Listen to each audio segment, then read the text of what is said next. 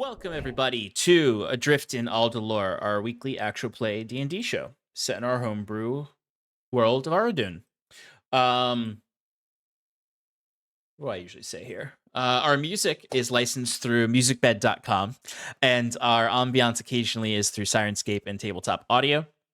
I'm going to bring the whole crew in today because Shannon is unfortunately busy and can't join us tonight due to some life stuff. So we wish her good luck out there and hope she feels better.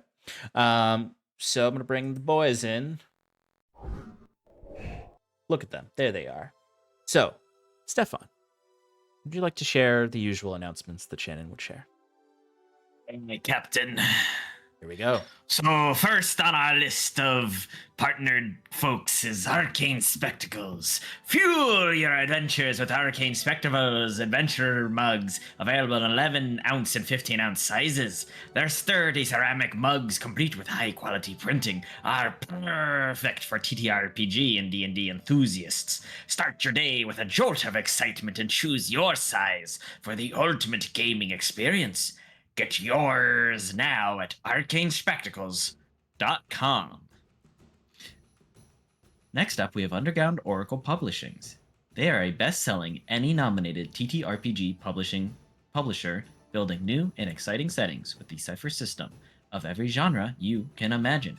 Each setting includes everything you need to explore its unique world, including lore, species, descriptors, foci, creatures, ciphers, artifacts, and all of the rules you need to play. For as little as $3, you can join their Patreon and help shape each of the worlds that they create. Next up, we got Edward Yorke. Eddie Yorke is our character artist. He is an illustrator based in the UK who makes art for games and books. To visit his portfolio and get in contact with him, visit eYorke, that's EYORKE.com. And finally, we have 1985 Games. 1985 Games creates affordable, accessible, high-quality accessories for D&D and other tabletop playing games. Sean uses their NPC cards. They're great. You can use the code paradiceprod for 10% off an entire order. We have recaps and VODs on Discord. Right, Sean? Sorry, I'm realizing all the things Shannon does and trying to do them. Like announce that we're live. It's almost like she's integral to this entire operation. We miss you. We are a little bit behind on VODs and recaps. VODs because we had some technical issues, but we should have those uploaded very soon and be back on our regular schedule. We're just trying to make sure we release them in order so that you don't miss any of them. So expect to see those up very soon. And as always, join us in Paradise on Bluesky, Twitch, Twitter, YouTube, Discord, Instagram, TikTok, Facebook. What's the very conservative one that we're definitely on? Truth Social? Yeah, check us out on Truth Social. Nope. We've got a Tumblr. We've got a Pinterest board. We have a live journal. We've got a live journal. MySpace? Do we have a MySpace? Yep. We've got what's the one where it's like anonymous questions? Oh, Yik Yak. Or no, not. I know what you're talking about. Where people ask you anonymous question. Yeah. Yeah. Clayton's OnlyFans as well. Yes, and Clayton's OnlyFans. Don't forget my guild on Sea of Thieves. Oh yeah. Where he'll be writing the Sidian. Oh God, this is. Shut it down. Shut it down. All right, Sean, on to you, mi amigo. All right, friends out there, this is what we're dealing with here. One moment. Okay. Just fixing a few things. Sure thing. Alrighty. Let's jump into our recap.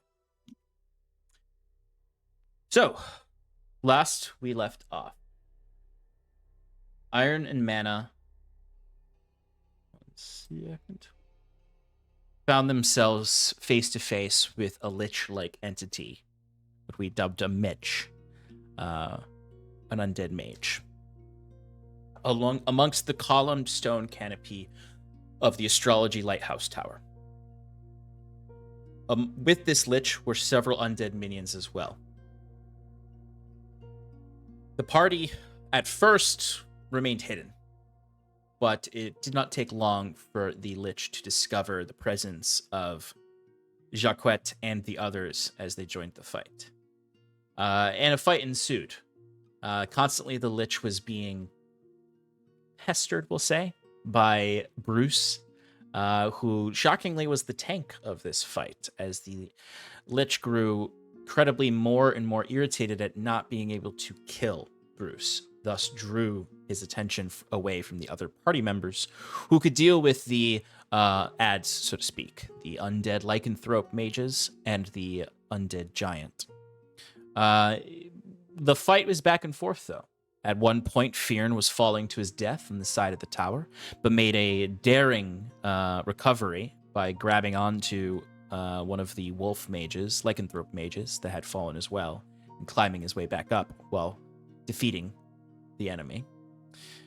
Saskia kind of kited the undead giant, kept it sort of moving and away from allies, and by the end was able to defeat the giant. All the while, Septimus and Estos were gathering the supplies and reagents to activate the ritual to ignite the lighthouse fire, which was currently corrupted by undead magic, with the holy magic of Pescos through the blessed wort herbs that you had. And during this, Jacquette was firing off bolts from the shadows and providing support in the form of throwing a rope down to Fearn, and then at the exact right time, utilizing a healing potion to keep Septimus in the battle. But towards the end of this fight, you strategized well to get your ritual to where it needed to be, and then it really came down to a single round of rolls from Septimus and the support of his allies that defeated the lich right before ostensibly he was going to defeat you all. But with the ignition of the lighthouse, Septimus saw an opportunity. As a cleric of the Wisps of Machina, he ripped off his own holy symbol and put it into the fire, infusing the blessed wort flames with the spirit and powers of the Machina. The room glows with a pale but comforting blue light, flecked with gold cinders, representing the light of Pescos. Not holy Machina and not holy Pescos, but an infusion of both. But this time, the Machina's energy seems to be the strongest representation within the ritual. But as this light grew, Septimus found himself being infused with more of the mechanical parts. His prosthetic mechanical arm began to spread almost organically across his chest. He felt it infusing into his body to make him stronger. At the same time, Estos looked on with horror and confusion and betrayal, because the party not 5 minutes ago told him, no, you can't put a magical artifact into the ritual. But nonetheless, the gold and blue light of the tower emanated across the city, and as a cinder would reach any presence of the creeping undeath, it would burn or melt away in its holy radiant light, signaling the beginning of this city's recovery and the creation of a true safe haven in the Gosu haunt. This is where we left off. So you all are in the canopied beacon room. You're all witnessing this swirling flame, blue flame in the middle of the room, with all the cinders seem to almost like come off of it, and that then fall down as sort of that golden snow ash that is the light of Pescos within it. It's almost like the flames have been taken over by Machina, but the ash of this ritual is still Pescos. Is still, as the fires, if the fires were to go out, this is still at its heart a beacon of Pescos. Estos still kind of lays on his ass as he fell backwards at the presence of Septimus. The rest of you are making sure your friends aren't dead by popping potions into Sass and Bruce's mouths. As you all look over and see at the center of the room this shirtless Septimus with Hubba. the mechanical parts. We've seen your stat block. You don't have that much strength. Can't even wear plate armor. Yeah. You see this because I imagine for flavor's sake, like you somehow quickly doffed the plate armor you're wearing for the aesthetic of Septimus this. have a dad bod? No, I'm 27. He's I like always an imagined him. emaciated Yeah, nerd. he's a skeetic. He would Septimus is like, I imagine the type of person, unless it's void berry jam, is like I'm fine with gruel. You can like- count every rib. Yeah. Yeah, like think Probably about so. every meal you guys have. He's usually just having water or the simplest meal. Well, like maybe his body doesn't know where to put it because he's eating more food now since he's been with us. So That is maybe true. He's gained a lot of weight. That's true. He has been intaking more calories than he would have when he was just a His lone farmer. metabolism doesn't know what to do, and then it just stores all the fat.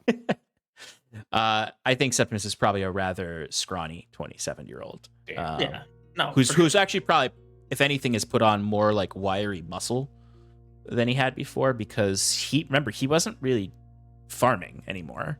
He like him and Sal kept just enough to feed himself, which is another reason why the governor's inspectors were like, this farm does not produce anything for our community. We You should don't know that. we should reacquire the land. Like they may have been looking at Septimus Farm not just for the railroad, but also like, does anybody live here anymore? Yeah. No, that makes sense.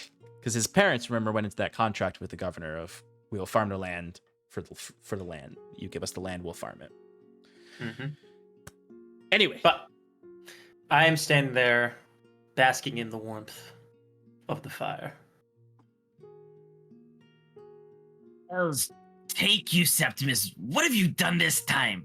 Jacquet says as he just unceremoniously rolls Saskia off him and goes, does that look right?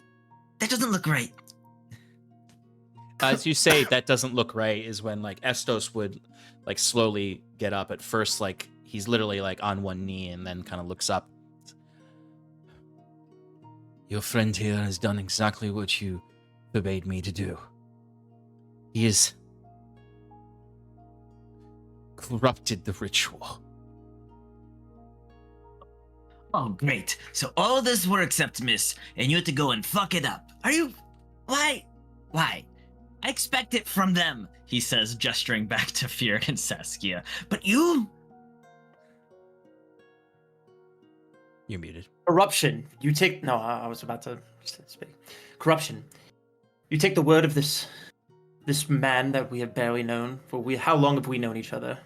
Don't you think more wise to have a god in our favor, in our own party, than some random one? Look around you. See the work that is done so far.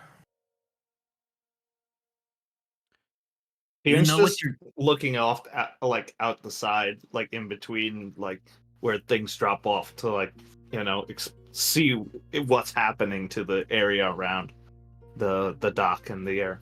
Yeah, and Fear, even without a perception check, like you would see this snow-like cinders of holy power are doing what you intended. The undead rot here is being slowly but surely purged from the city. As Bruce is like kind of coming to and gaining consciousness, one of his immediate thoughts, or like having been unattuned to everything too, he's like gonna see the blue light and be like, it's blurry.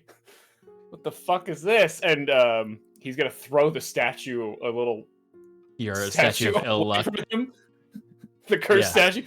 Oh God. Oh. Whew. Whew. Yeah, I imagine Bruce. There's almost like a feeling of like disgust falls over you about that little statue. Yeah. That was like this thing that like you almost have this weird sense of like it's just like so unbelievable. Like, why did I keep this? Why did I like just like, why was this ever in It's my not even pocket a at all times? Nice looking statue. It's like poorly made. And it does make you recall the letter that you guys found in that lock box. That was like this statue is the bane of my existence, basically, from the writer who wrote it. Oh, that's what they meant. Okay. You know what you've done here? What Go has he ahead, done says, here? What Septimus. exactly has he done? I don't know. That's why I'm asking. I did exactly as we were told, clearing the rot and this plague of everything from here. However, I chose to incorporate the influence of Machina into this area as well. I thought you'd be more happy about this, Shaquette. Wait, Didn't what you was want the- everybody to know that it was Iron and Mana that saved this town? Wait, What Yeah. better way to shine a beacon to Machina's greatness than have it be from us? What was the original plan? Like, what were you going to infuse it with? Just the Without- blessed word. Just the That's- blessed that's word it? itself. Alright. Well, Actually, isn't it more one of those gods? Pescos, was it? The blessed and words Jacques is Weston of of- Pescos. And you're under this. Don't let. Christ. Estos. Estos. Estos, thank you. I didn't want to say Estos. Don't let Estos confuse you. It's not corruption. I didn't dominate the ritual.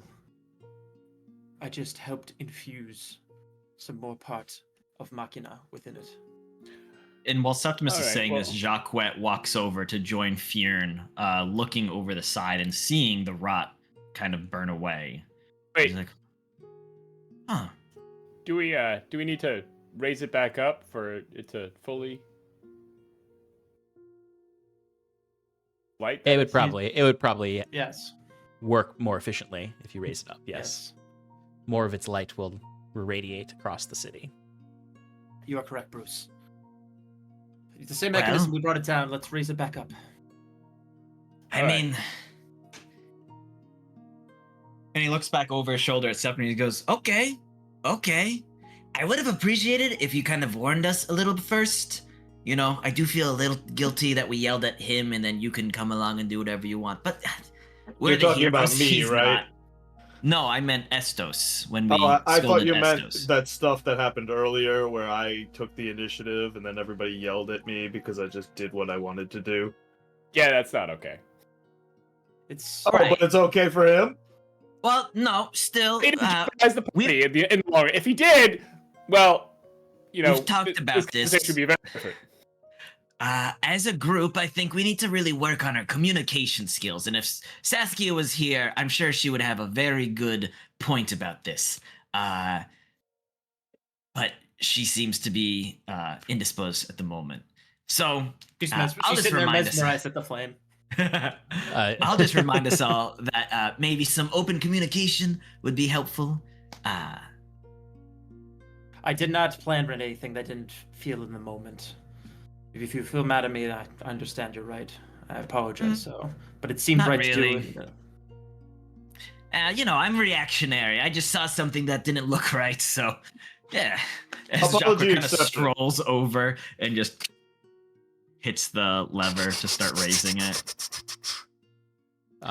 This area dims to a very, very dim blue, bleeding over the edges. But those of you kind of peeking out to the side can see, like, it does increase the radiance, increases the spread of the holy cinders that fall. I don't know how I feel about being so closely tied to Machina.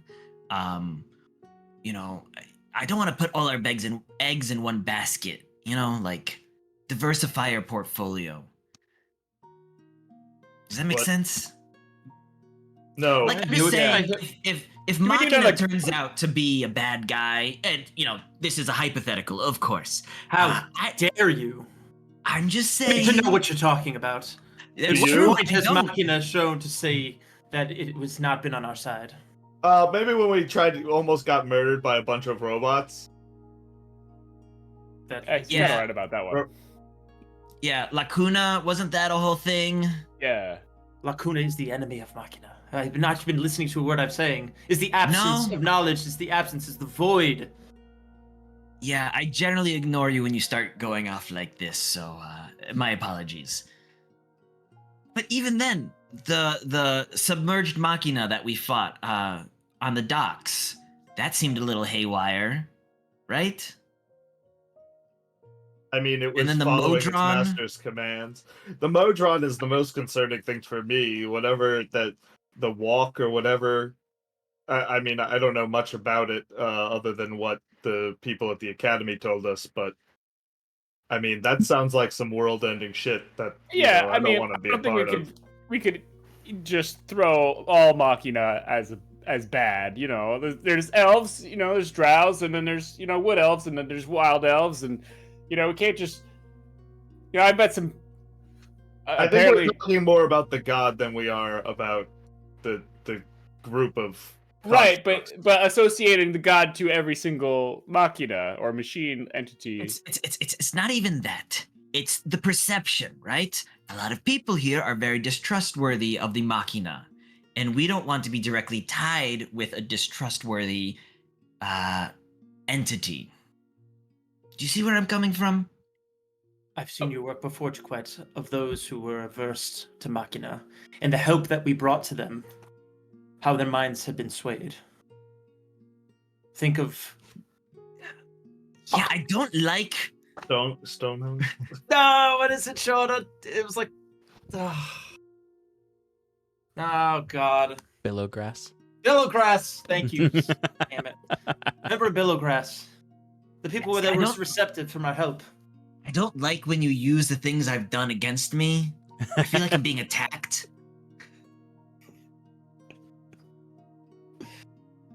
Well, good. Well, whatever you have done here, you have tied the fate of this city and my tower to your god.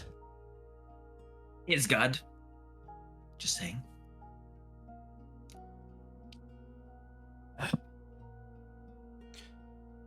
Now, we had an accord, and though you've impeded me at a few steps, I will still allow you to seek some riches from your success. Oh, that's very kind of you, Estos. Actually, I would suggest that you just show us where all the good stuff is, and that you make a DC 16 Wisdom saving throw for me, as I just cast the suggestion spell to ask you to show me where all the good stuff is. Oh my god. I hate you guys. Just like, I was been waiting for this. I didn't realize the bliss that was a campaign without a bard in it. That campaign one was just the things bards can do. All right, I mean, this is a cleric spell as well, I think. It is, I think. All right, let me find his. Yeah, I'm pretty sure it was used against me in this campaign. All right.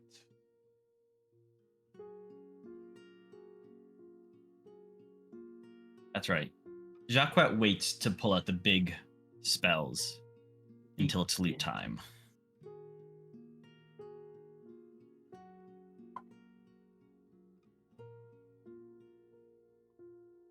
Oof. Even his wait, which stat block? Where is it?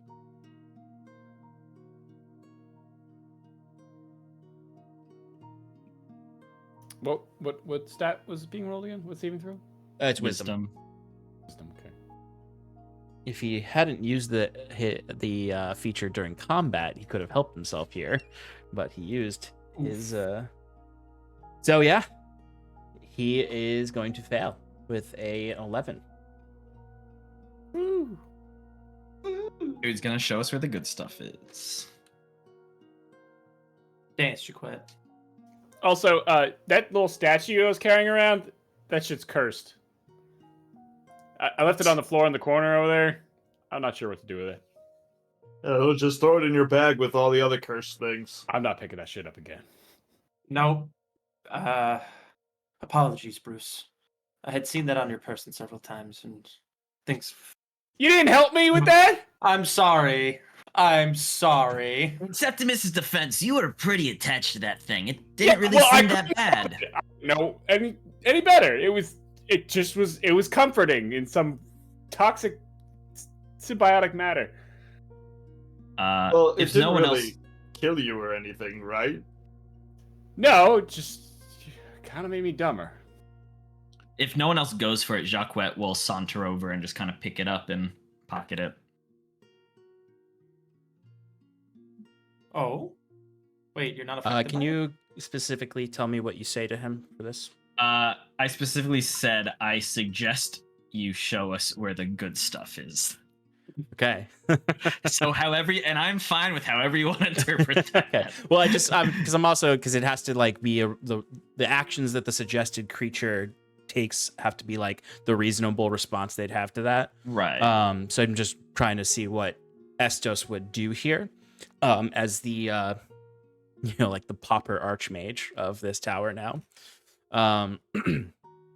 So as Estos was like clearly like not happy with you all,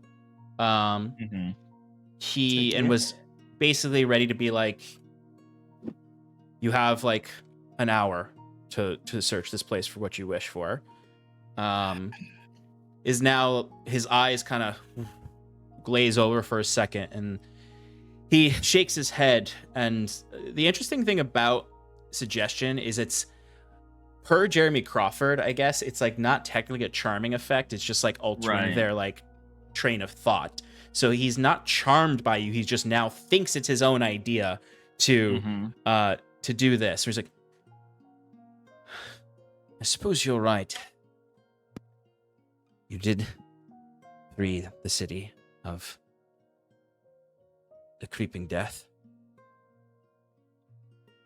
And you have given me the Astrology Guild's tower back to rebuild. And for such actions, you do deserve the best of rewards. I knew you'd see reason, my friend. And of course, this does not mean the end of our friendship.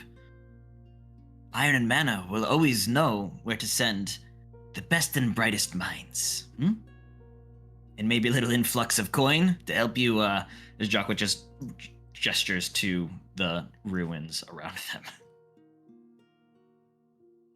them. Yes. Well, follow me then, if you wish to see the good stuff. Get on. Bruce, Yeah, what's up, Fear?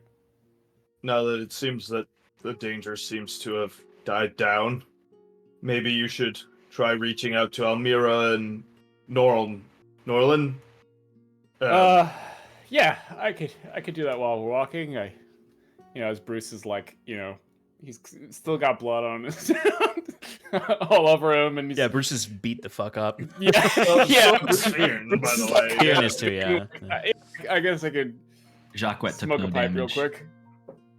That evasion. But Rogue is not supposed to take damage. Yeah, I'll message Almira as per Fearn's request.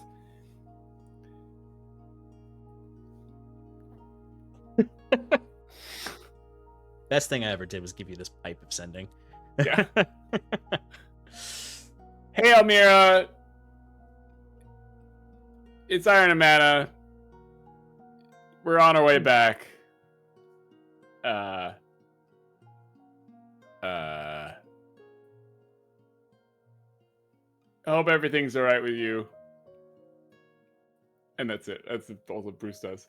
Why am I sending this message again, Fionn? You know, just to let her know that she's not gonna get murdered. Like we saved the day. You know. Well, I'm Well, sure they can see. three days, so like, we never let her know beforehand, so she might have already thought. Well, it's a that checking. It's a she checking could in see- thing. Oh yeah. So she. If it wasn't she- clear enough, we succeeded. Exactly. It's the blue light in the sky already. I mean, I would Don't you say think like she like cares about us, you know, as their savior, you're and all, She you cares know, about to me, make that's sure that for we're sure. alive. She doesn't give a shit. I think she probably does give a shit given her catatonic state before you left. And also, I'm certain Norlin is probably saying to her right now, like, something went wrong. This is not what the light should look like. Well, sucks to be an old hermit. Man, you guys kill one half lich, and suddenly it's fuck the world. Also, everyone. World we ballin'. as we're going down, this like we're going back into the Yeah. tower. Declan, hey Declan. You see, like, scrambling up the steps because he was hiding in the stairway where he was out of danger, and he almost looks like a you know, like when a dog is like 1 year old, and like the way they walk is so awkward. Like when they run, they kind of like are they're not quite comfortable with their body. The way he's walking on all fours kind of looks like that as he scampers over and looks around and sees the light above, and just he sees this big fire and just, oh. Does anything happen to him? Because was infected with rot. Yeah. So, let me actually roll something for him. Yeah. So you see that he, the areas on his scales that I mentioned looked like they were affected by this rot. They looked like they were flaky, discolored, scarring, heavy throughout. You can see there's a vibrance that returns to his scales. And not to say that he gets like, he just seems less scattered as this light is coming over him. He still, you know, has that sort of mind of wonder, that sort of mind of being captive here, really, and living here. But he immediately almost stands up straighter. He's not like immediately like crawling on the ground like he was. He's still not, he still has like his limbs are still longer than they should be. He's still a little non-standard for a kobold, but the scales, and it actually almost looks like the scales that were rotted slew off to reveal like very like sensitive, new, fresh scales underneath, that are now capable of growing with life, versus being these almost permanent infections across his skin. And like the way he's like going, oh, is not just, hey, that's a beautiful magic fire in up above, but also like he seems to be feeling better. How his constitution is recovering. He is. It's going to take a little while for him to fully recover, but like he is now capable of recovering, whereas before he wasn't. Got it. Yes. Two things. One, is Septimus cured of the rot? Septimus would be cured of the rot. Septimus is part of your mechanical flesh expanding. You would actually almost see from where it was overtaking your flesh, you didn't bleed blood, but you were clearly bleeding the rot from your body, as it was being expelled physically from your body by the light of Machina mingled with the light of Pescos. And this is also why, Septimus, you notice, though, for lack of a better way to put it, organic mechanical growth does have a different light to it. Like, whereas all of your other parts are made of the old arcane metals you've found and scrapped together, this is radiant. And it has more of a brighter silver to it, with again sort of those veins of gold throughout.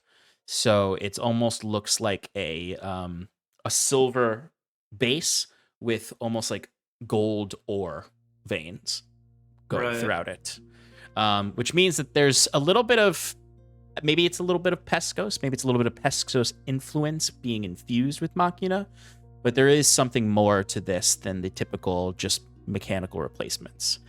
Okay. But you are cured of the creeping rot. Okay. Hell yeah.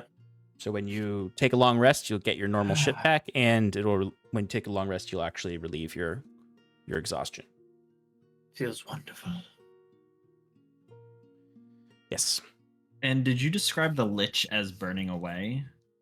No, I described him as his form like shrinking. Right. Not shrinking in the sense that he Yeah, is there a husk left? there is a husk Are left. there items? Yeah, I Can was we gonna loot say, his body? I squished his face or something. I remember. Yeah, last I'd like to pluck his eyeball out. His face is squished. Sure, but he had a really cool staff that was crescent hearted, as I recall. He did, yes. Go and give me if whoever would like to give me an investigation check to I can do loot that. the Lich. No, I'm You want over to do there. that? I want to do it. Can I help Bruce do an investigation check? Yeah. Yeah. As Jacques like, hey, hold up a moment, Estos. We forgot to loot the bad guy. That's like All right. mistake. That's a 29, Sean. Jesus. You called? You go. Hey. Somewhere Kieran's like, yes, it is I. The Jesus character of this world. And then Septimus pushes him aside and he's like, get over, bitch. I'm the the new cleric in town. You guys clearly don't Do it understand right. Septimus's religion. I'm not. No. Just You're the right. voice. I don't understand your You don't even hokey- wish to care. It's true, I don't. As long as it gives us power and coin, it's useful. Exactly. Exactly.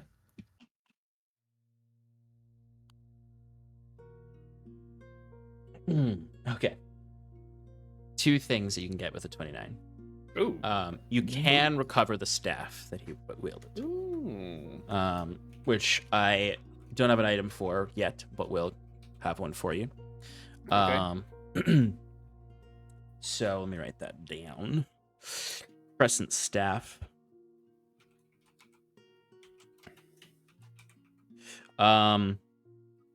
This is a strange one. And I don't. Staff. I have. I am going to make an item for this. But of what remains of the husk, there is some latent magic in his thigh bone, which can act as a mace if utilized. When you later do your discoveries of it. So can I just like rip out his thigh? You can. Or his femur? Is it? Yeah, just it's his femur. It's his femur. His femur is a magic item. Lich's femur. That's pretty cool. All right, got it. As Bruce just like, Bruce. Are you sure? That's yeah, this is as Bruce is like kind of waving it around. This is magical. I don't know why he would put this here, but Sean, do you have like anything on this, or are you gonna use that? I have an item that is inspiring it that I will make a separate item for it. Okay, all right, but for now you don't have the details. No. These Okay, two all items I don't have the full details for, but these are two. You have a staff and you have a femur that can act as a mace. Has effects as a mace weapon. Cool. You also can just find like, I don't know, Bruce, you look at the body and you're just sort of like, it's like a lich thing. Like, I don't know if I can harvest anything else from it. You got its thigh bone, you got its staff. The robes all kind of burned away for the most part, and it is really just sort of this lifeless husk with a smashed head. But kind of like how like I don't know. Liches, their body parts become items. It's like the hand of Vecna and the eye of Vecna. You know, Lich's femur. Lich's femur. Yeah, you got a Lich's Lich's femur. Mitch's femur. Mitch's yeah, femur. it is Mitch's femur. Yeah, duh. please mark it down correctly. I was very clear this is not a lich. No matter how Yes. much I call it a lich. It's Mitch. Um, Name was Mitch. All right, So- yeah. That's it, guys. Okay. Carrying over Oh, that and- 29 to the other corpses in the room. Yeah. The wolves, the lycanthropes, they have some simple stuff on them. They have some sickles. Yes, Pretty sure there's only one werewolf up here. The you're other right two, because two of them were hucked off the sides. Thank you for that. Yeah. It So was a giant though. on the werewolves, you can find, or the werewolf, you can find a sickle. And then you can also find the blue hood and shoulder cloak that they wear that you can take off. That does seem to have a little bit of latent magic in it. Okay. All right, and then the giant. The giant has a belt on it. Oh, That was making it a giant. Belt of being giant. belt. It's a nice belt. I don't think this is gonna fit me, guys. Bruce is like, imagine like holding it with the two hands, like, and it's still on the ground.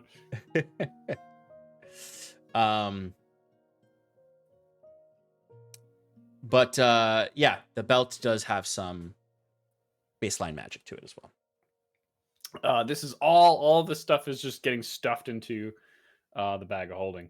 Is that We the could, one that still has 500 cubic He has two or bags of square? holding. No, Oh. I have one of them that I left back in. Yeah, with So Lolly I Rock. go Oh, towards yeah. the edge. I go towards the edge and I dump a lot of the water out. It's wasting good water. I know. Sorry, Saskia. Don't Just look. the water rains down, sparkling in the light from the lighthouse tower. Saskia, I imagine, fell right to sleep after the fight, as she Anyone does have when. a tensor's floating disc we can use here? That's all right. No, this bag will be good enough. I I can carry. don't like anything in here. Let me Not carry meant that for belt. her. I Oh, want- yeah, that's true. I don't know. Can I carry that belt? Sure. Here you go. Yeah, Fion's pants keep falling down. No, I put it Distracting. over my shoulder like if I won a wrestling tournament. Yeah. Oh, that's exactly the belt that I'm picturing too. Yeah. Yeah, I mean, if you It's got the letter W and it spins. the belt does have W for Wumbo. Exactly. That's when. it has straps of leather that lead up to almost like shoulder pads that make it almost seem like it's more like a full upper body harness. And then it does have, made of metal on the front, is sort of an epitaph of a giant's face with a crown on it and ruby eyes. Ooh. Ruby, And then it has like little fire. and it has little tassels that come off almost like a tiny skirt. Mm. I'm literally just looking at the item. Yeah. art. Yeah, and now I'm trying to think where you found it so I can look it Yeah, up. I mean, It's literally just the Ah, art well. in the old. Oh, really? Yeah, I mean, when I say little, it's like almost like a Greek soldier tasseled Mm. skirt, and it's not a real like full length skirt. It's just little tassels at the end, of the bottom of it. Gotcha. I see. All right, Estos is gonna lead you somewhere.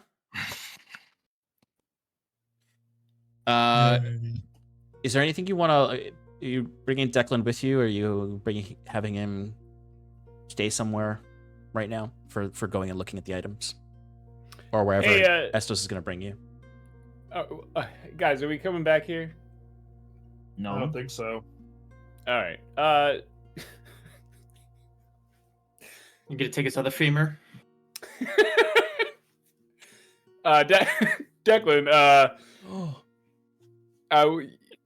you can eat. it's up to you what you want to do now. The tower should be all right, and if you want to keep staying here, but we're gonna go back down and head back to where we came from. You say this as you realize, looking over to where Declan is, that he's wandered away, and he is standing at the edge of the tower, looking out with just a sheer look of awe, true awe, as he's looking at a world that he has never experienced. That he's lived in the dungeons of this tower his whole life. Uh-oh. Yeah, it's probably a lot to take in, bud. Mother always talked about the outside world. It's pretty amazing, isn't it? Wow. Yeah, he's mesmerized by You it. could come see it in person. You can get down to the ground floor and start exploring yourself if you come find us. But we're gonna bring you to a guy named Nolan, and he's gonna take care of you. Maybe. I don't know. I hope so. I can go outside? If you'd follow us. And he's very big smile creeps over his face. You know, it is off-putting because he has that long crocodile snout. So it's just more like he just opens his crocodile mouth and slightly upturns the sides of his cheeks. And it just more looks like he's like, ah. Yeah, when he does that, like Bruce like just tightens his grip on his shield. Like or his cast iron pan. There is Yeah. a spot to like look over the town, right? Yep. Yeah, that's where Declan is. Okay. Septimus would kind of walk up to him too, not addressing Declan, but Sorry. just looking out and having his hands up now with this blue light fully eclipsing, or not eclipsing, but enlightening the entire area. Septimus is just going to say some words, just essentially along the lines of, "Oh, weary souls that you have been lost, find your way back to where you belong. Be at peace. Be where you belong. No longer needs to be here." As look, just keep on muttering some. Yeah. Totally. Things like that. Excellent. So as you finish speaking with Declan and in finishing your blessings, you can now follow Estos, who's going to bring you down to the he actually is going to bring you to one of the side levels of the spiral star staircase. Where those eye monsters were going to eat Jaquette. Yes, near where the eye monsters were going to eat Jaquette. All the while, you notice as you're coming down these stairs that the inner guts of the tower, the central hollow cylinder that is the stairway with the spectral support beams, is all of the sconces are now lit up. All the different old forgotten braziers and sconces are all lit with this blue and gold light that the upper light is also filled with. So this drives out any of the undead in here as well. So you can actually see some of those light drinkers kind of erratically flying. Like if you've ever seen like an insect caught in like some bug spray or something where they're just sort of like freaking out. They don't know what to do. Or like I'm thinking of like a cicada at the end of its life, where like they fall from the trees and they're just like hopping on the floor. Yeah, exactly. Like you actually see like they're crawling more on the fingers than using the bat wings, and they're sort of twitching, and then some of them drop onto their backs like spiders do, and they die, and the legs curl, the finger legs curl up as they're mostly either escaping through windows or dying. But he brings you to an area, and you can see he holds his hand up aloft, and forming as if out of like a wrist pocket is another set of those astrology discs that sort of overlap each other, sort of spin. As you see, he brings you into one of these side hallways. The blue gold torches all kind of light at your presence. As you can see this big double arched door that has a ethereal chains going across the front of it with a big lock on the front. Arcane lock. Declan has beelined it for the bottom floor. It wants to go outside. Okay. Estos actually looks at these locks, and he has these astrology discs that sort of swirl in the air, and they kind of line up with 4 sockets in the doorway. But then he sort of looks at this curiously and goes, someone else has been here. Oh, fuck that. Are you saying that we're not gonna get everything that would normally been here? The chains kind of fall, become real. Not necessarily. There are many mages who fled with valuables before the fate of this city. So not all of our vaults are as filled as they used to be. But this one will have figured. the majority of our gold and silver, and a few artifacts hopefully still remaining. There are other places to look in the tower for goods. The money will be behind these doors, as well as hopefully an artifact or two. I'm sorry. Are we just gonna let Declan go away? Should I follow him? Yeah. He's his own kobold. Yeah, he could. Sass make runs choices. after him to follow him and make sure he doesn't wander up I to guess a- that means you give up all your stakes in this. Okay. More for Jacquette. Could I have just paid attention to how he maneuvered the astrology discs? Yeah. Door So kind of too? watching this and also having watched him down below, generally these astrology discs seem to be the keys to everything here, in some way. Whether it is like in a very literal, they are keys to a locked door, or if they each have multiple purposes. It seems generally that you need to have some understanding of the astrological sky of Arjun to use these discs in the ways that Got they it, do. okay. Because they do correlate with something. Like even down below, when he modified the discs, it changed the astrology of the spectral sky. So there is some deeper knowledge that is probably only members of the guild really have the full lexicon for. And you'd need to do like timed research into it to break the code of it with some of the discs in front of you. Got Similar to the linguist feat, how they can create a cipher for their writing. These would be sort of their own keyed ciphers. Definitely learnable though. Like it's not something that's like innate to him. Like he's not bearing some enchantment onto this door. It's the guild's proprietary knowledge. Got it. So the doors open. They do open on their own. It's almost like the Wizard's Tower in Baldur's Gate, where all of the like automation of this wizard guild tower is now working. Now that it has an uncorrupted flame at the top, possibly even better because it's a machina flame, and these are sort of animated objects in some ways. Almost to the point when like Septimus, you'd like see like these doors open on their own, and in your mind almost think like even this may have a small wisp, a small spirit of machina within it. Of course it does. Machine spirit. Can't say that, sir. They are wisps. Thank you very much. Ghost in the shell? Anyway, as soon as the doors open, though, they don't open fully, and he rushes forward as soon as the doors are open enough for him to get through. And you see him immediately kind of drop down to his knees in the next chamber, where you can see a woman in wizard's robes, similar to his and similar to the order. Someone wearing the royal blue of this academy, of this guild, is there, and she has beside her is a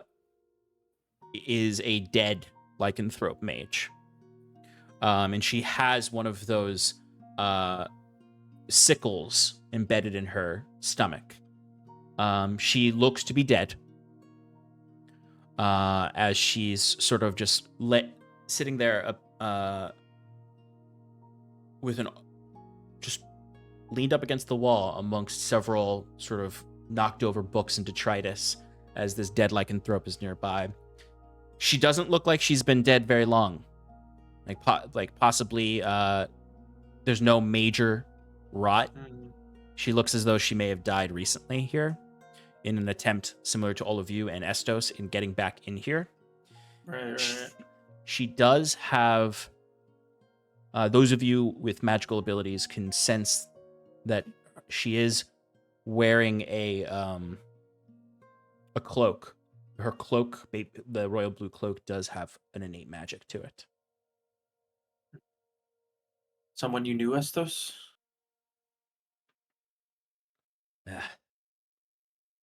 This was Ariadne. She worked with some of the subjects of the tower. Septimus side-eyeing to Declan. Who's not here? He's not here. Or- unfortunately. Oh, yes. You not guys would doing hear that, but, Declan like- excitedly running down the stairs with Sass trying to keep up. Then I will say it outright. Like, something like Declan. Precisely. He's mentioned his mother. Oh, wait. One of you owes me silver. We made a bet. Oh, Saskia does. Sorry. Really? And Estos does have like a solemn look on his face. Like there was almost like a little bit of excitement on his face when he opened the doors and he said someone's been here before. Like he may have been hoping there was another survivor of the tower. Right. And this being probably the only other survivor of the tower now showing is dead. There's a sadness on his face as he looks to her and also someone who is so close to death, like someone who could have been likely saved with the appropriate timing.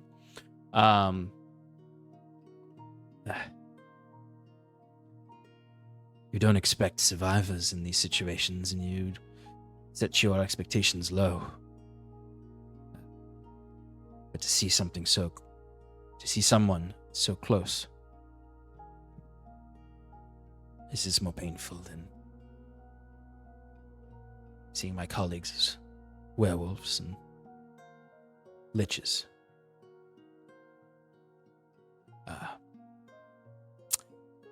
In the next chamber, you'll find a gold and silver.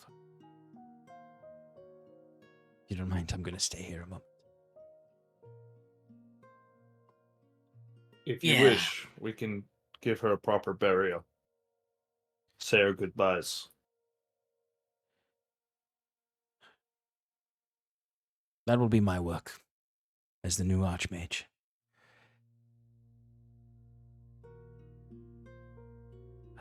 But your reward is beyond that door. As we move to go through the door, Jacquet kind of falls back to walk next to Fear and goes, It was you. You owe me 10 silver. I knew that. I give him the 10 silver right away. and you know what? Jacquet takes it, and like there's a grin on his face. And then he looks back.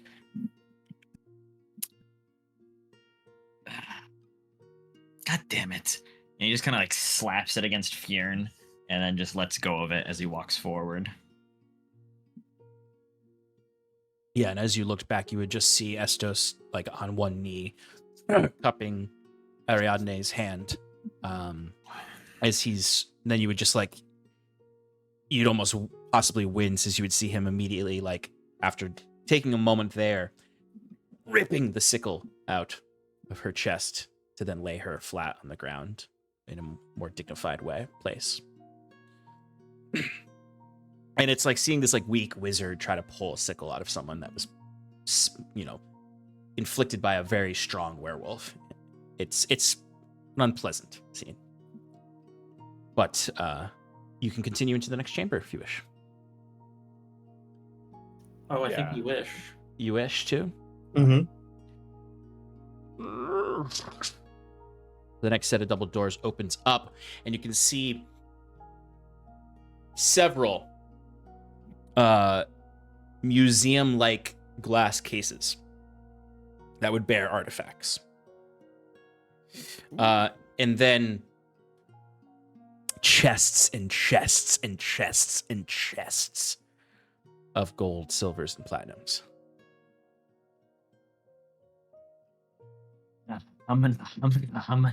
Oh, Oh man.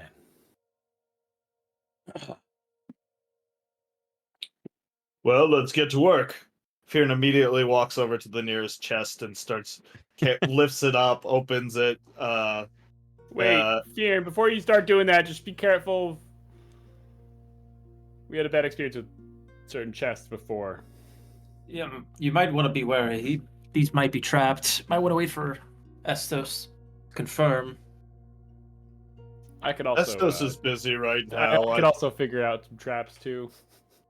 I'm just telling you to be cautious, so go right ahead.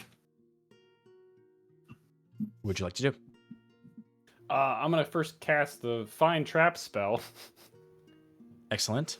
Remind me what that does. It's just like detect magic, right? Except for traps. Essentially, you sense the presence of any trap in the range that's within the site. Trap for the spell. Okay. A trap for the purpose of the spell includes anything that would inflict a sudden or unexpected effect that would consider harmful, undesirable, which is specifically intended as such by its creator. This spell would sense an area affected by an alarm spell, glyph of warding, so it tells you if there's a mechanical trap, but not specifically where the trap is. but not reveal natural weakness to the. Yeah. No, it. No, Yeah. it gives. It It specifically tells says that you there don't are learn the traps location, just if there are and traps what- within and what kind of traps. 120. Okay. Oh yeah, and what types of traps they are. Yeah. You do not sense any active traps, Okay. which makes you think that Estos's unlocking of this room may have disarmed any traps that were in this space. Got it. Perfect. Okay. That this was almost certainly trapped, though. Like, the best way I can put it is you sense the presence of traps, but they're all not active. Got it. Right. Okay. Mhm. Cool. All right. Now we're good, guys. I don't see anything too. Yeah, Fearn takes the nearest chest and just lifts it up and like goes over to Bruce with it and is like leaning it over and like fill your bag with this. Okay. I don't know if I can carry everything, but all right, here we go. We'll see how much we can fit. Bruce, you're gonna need to do some actual look into your bag of holding at what you have in there. Yeah, I'm 'Cause gonna have we're- to do that. But But let's get some. Let's look at some other important items first before getting all this. Yeah. all right. Sean, if I may, if we're just going and splurging into this room, could I do a perception check to see if there are any, like, not precious metals in the sense of gold and silver, but similar to like the ore that I've worked with, like. Oh, for yeah. Yeah, like you can do remnants of that or anything. you could do a perception check to see if you can spot any, or you could do an investigation check to do a more thorough look in the actual material. Oh, investigation. So, wisdom then, yeah. or I guess I'll be intelligence active, you're choosing, actively looking. Okay. 14. 14, you're not going to find the metals that you are used to having worked with. The special ancient Kirin metal that you've used before. There are plenty of fine metals here that would be suitable for many situations, but you don't find any of the magic ore that you, or the magic metals that you've repurposed in the past. Okay.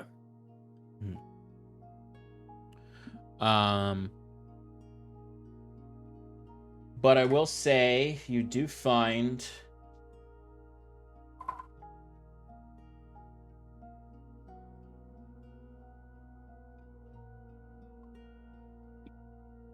$280 silver worth of just like precious metal.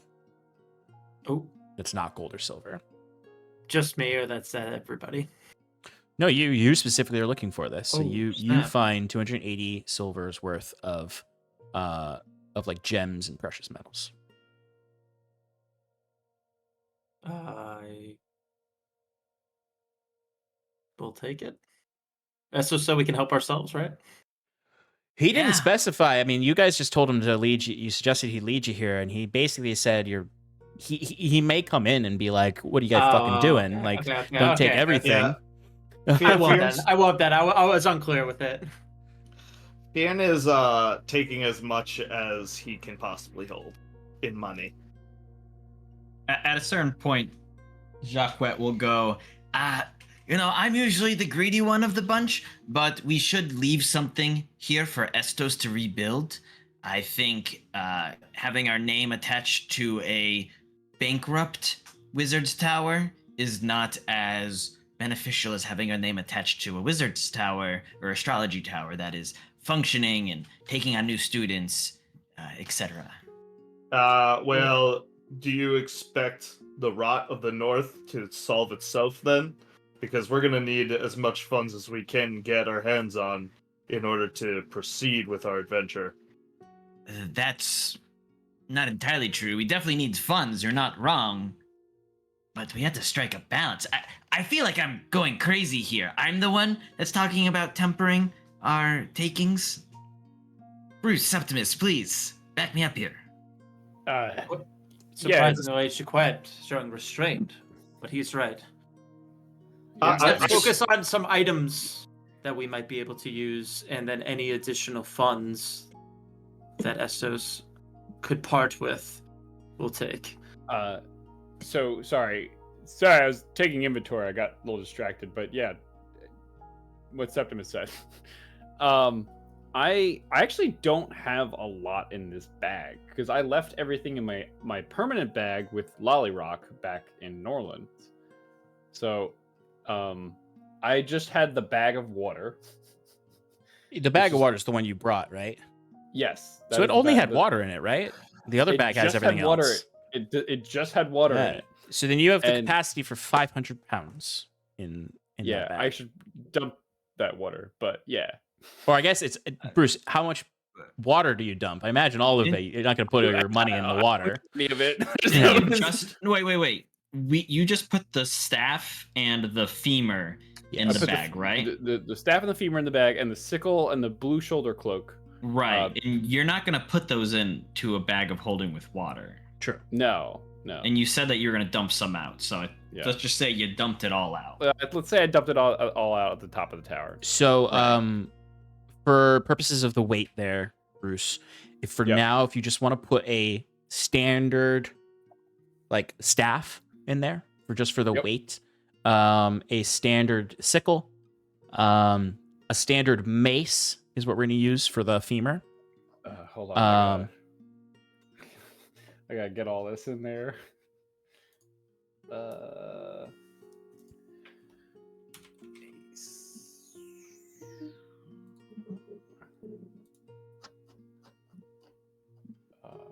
Okay, sickle.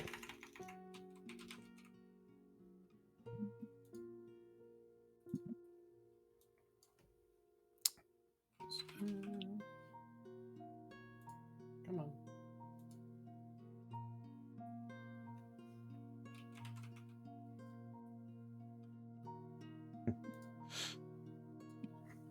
All right, what else we got? And then you took the cloak as well, right? Yes, sir. Okay. So that you can put like a cloak of protection in for a stand-in. Okay. All right. Okay. So whatever weight is left over is what you have available. So that was only 15 pounds out of 500. Yeah. So So you have what? 485. 485. Sorry. 485 pounds worth of space. Mm-hmm. Well, 50 coins weigh a pound, so Yep.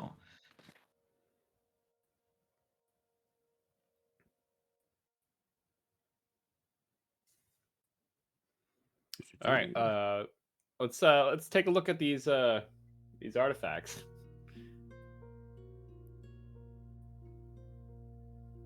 We can just throw them all in a bag. So for the artifacts, I need some rolls from you all to determine what artifacts are there and what were already poached. And they're not all necessarily artifact level. It's just this is where they were keeping some of these things. So can I get someone to roll me a d20? Not me. I'll do it.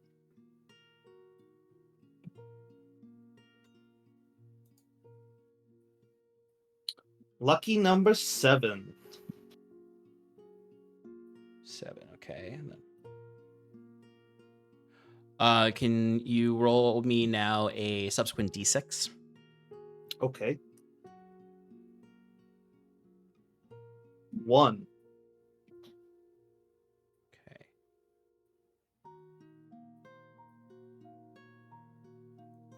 All right. So in the first case,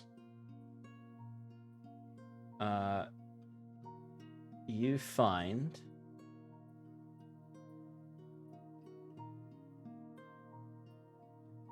a emblem hanging from sort of a jewelry set attached with a silver chain.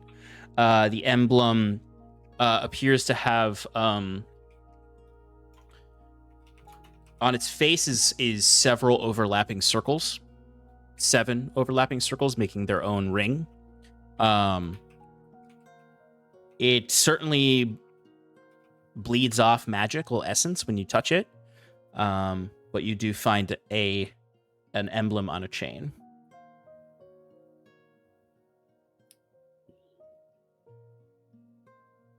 This seems to be a holy symbol, something that could be. Do I recognize it? Give me a religion check.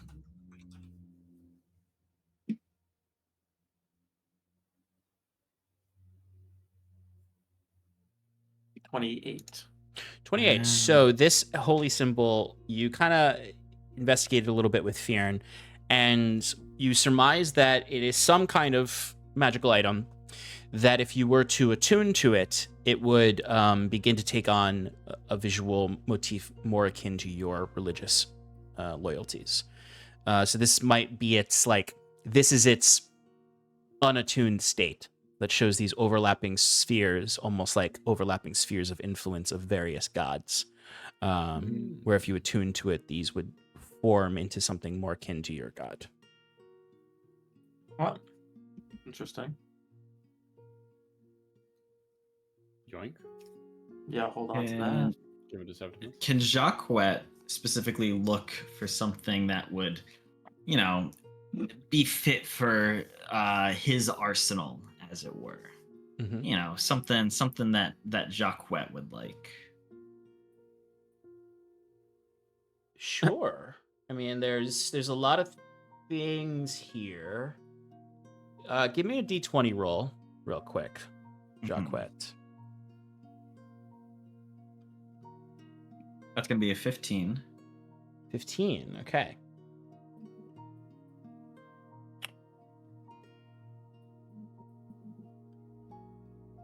Roll me 2d6 and tell me what each 6 is.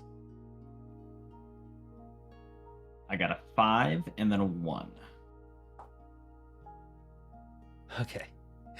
I'm just trying to. I did that to be like you're looking specifically. So of the category there, I wanted to do 2d6, 2 numbers, which one is more rogue-like of the two. Okay. You come up to one of these displays, and within it you see a cloak that is displayed. This cloak looks like almost like uncured leather. It almost looks like an actual hide, but it's like this taut gray skin with this like fur lining around the neck that comes up in a hood.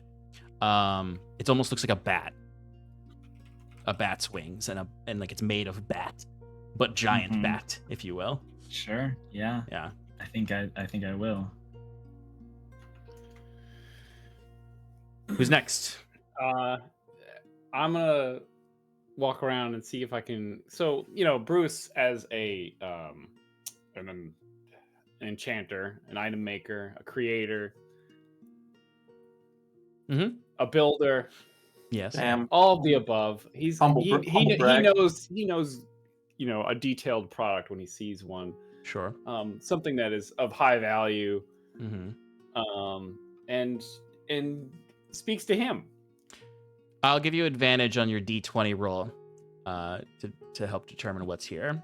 But again, Okay. these are not these. There's a list of items, so there's not Yeah. going to be something added to the list that's suddenly on your wish list. Damn it. Well, no, I didn't expect that. All right, I'll take it. But I'll give you advantage in the D20 roll, given that your expertise in crafted magic items. 16. 16. Okay.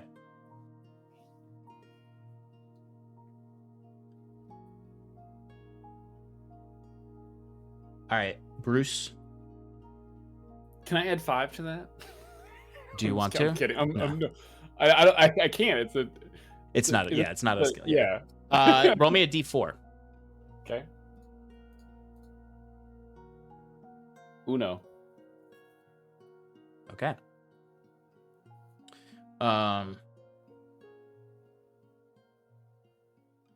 Bruce, you find while you're looking at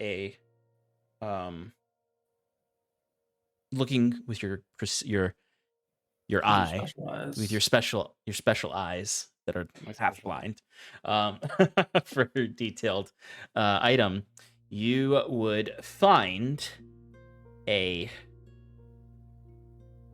set of bracers that call out to you, that are made of very fine filigree and fanciness, inlaid with silver over a softer royal blue color of the guild, with these ruby gems at the bracers come up over the back of the hand, sort of like in that pointed way, that then kind of like wraps around the thumb, and there's a ruby gem inlaid in the fist.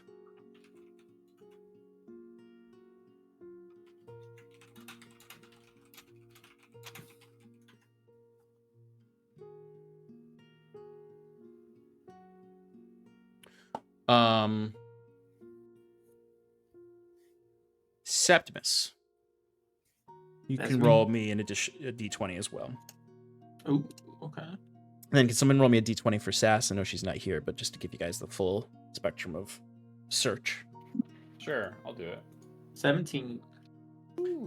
17. All right. Roll me a D4. Reroll if you roll a 1. Sass got a 19. 4. 4. Septimus.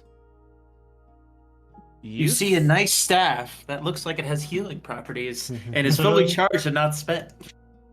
Nope. And won't explode if you roll a 1. You see a golden shield inlaid with several rubies, amethysts, emeralds, and sapphires. And then with a sort of an edge that has this really lovely design of turquoise and royal blue patterns, with a arcane rune in the center of the shield. A very, very nice looking shield.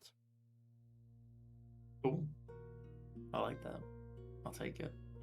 Saskia rolled a 17. Turn the gems away from 19. Qued so he doesn't eye it. 19 from Saskia. Yes, sir. Okay. Saskia can roll me a d4. Reroll a 1 or a 4.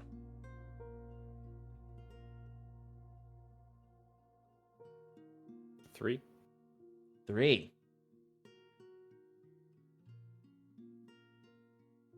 Saskia. Well, Saskia's not actually looking for this. This is just something the party finds while they're looking through. Okay, cool. Let me just.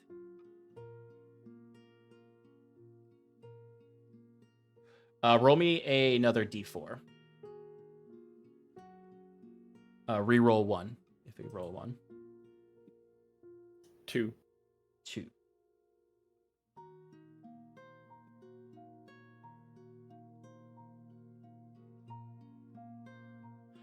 Saskia finds a manual of bodily health. Oh. Oh. Well, the party finds a manual of bodily health.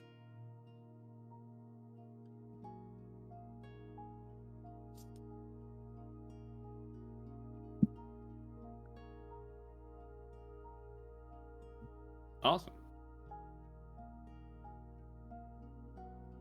Just highlight. I guess I should keep adding this stuff to the bag. Yeah. It was piled in. You guys rolled really well on the rarity roll.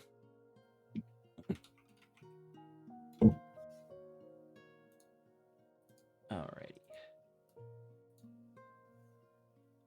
So, what do you guys? So you've found some items amongst this room. There, Fearon has been stacking some chests by the exit near where Bruce is, or where Bruce was. What do you guys want to do? Do you want to just fill Bruce's bag with coins? Do you want to wait for Estos to come in and talk to you about it, or what's your plan, Iron Mana, for this heap of treasure? Can I trade magic items with Saskia? This is just a pool of items that you guys find. You can decide who uses them later. All right. Well, it seems like I'm in the minority, but like I tried to say before, everything we're doing here is temporary. We're still limited by the amount of root that can keep this place functional. And whatever it is that is causing this rot in the north will need to be addressed. I think we need to take, as much advantage as we can. I don't know if that is in the form of gold or supplies, but now would be our chance. I think we go through all the chests, all right? It says how much gold and silver there is, and then we can decide how much we want to take from it. I was about What's to our say that to Bruce, whatever is reasonable percentage, I think we can convince Essos that we deserve. Right. We don't want to sit here and extort them. As I said and Jaquette has said before, we are here to help.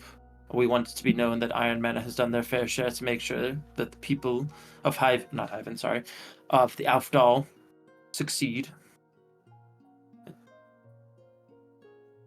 But that does not mean that we should not impede ourselves to some riches that will help us, seeing as how we are a little tapped dry right now. 100 gold pieces by itself is like a considerable amount. I see here thousands. Yes. Maybe, Sean? Is that somewhere? Thousands? Like thousands of gold in the room? Yeah. Yeah, easily there's thousands of gold Okay. in the room. So, I would say take whatever is enough for us to get to our next destination. Sercanto. Well, Sercanto. could we make it like a check to determine how much is actually in this room? How much money is in Yeah, these I mean, you chests? can just do a regular perception check to try to do a little bit of quick math. Can I do investigation instead? Sure. Can somebody help me with this investigation? I can help. Thanks. You should toss a bless on there. Or a Whoa! guidance. I've never seen that With before. what My spells, Sean? my roll is cocked. Whoa. Oh, Did you okay. try Yeah, it came out as shaking a your 17. window? Okay. No, Shake it. sorry. That's a 30 for me. Whew.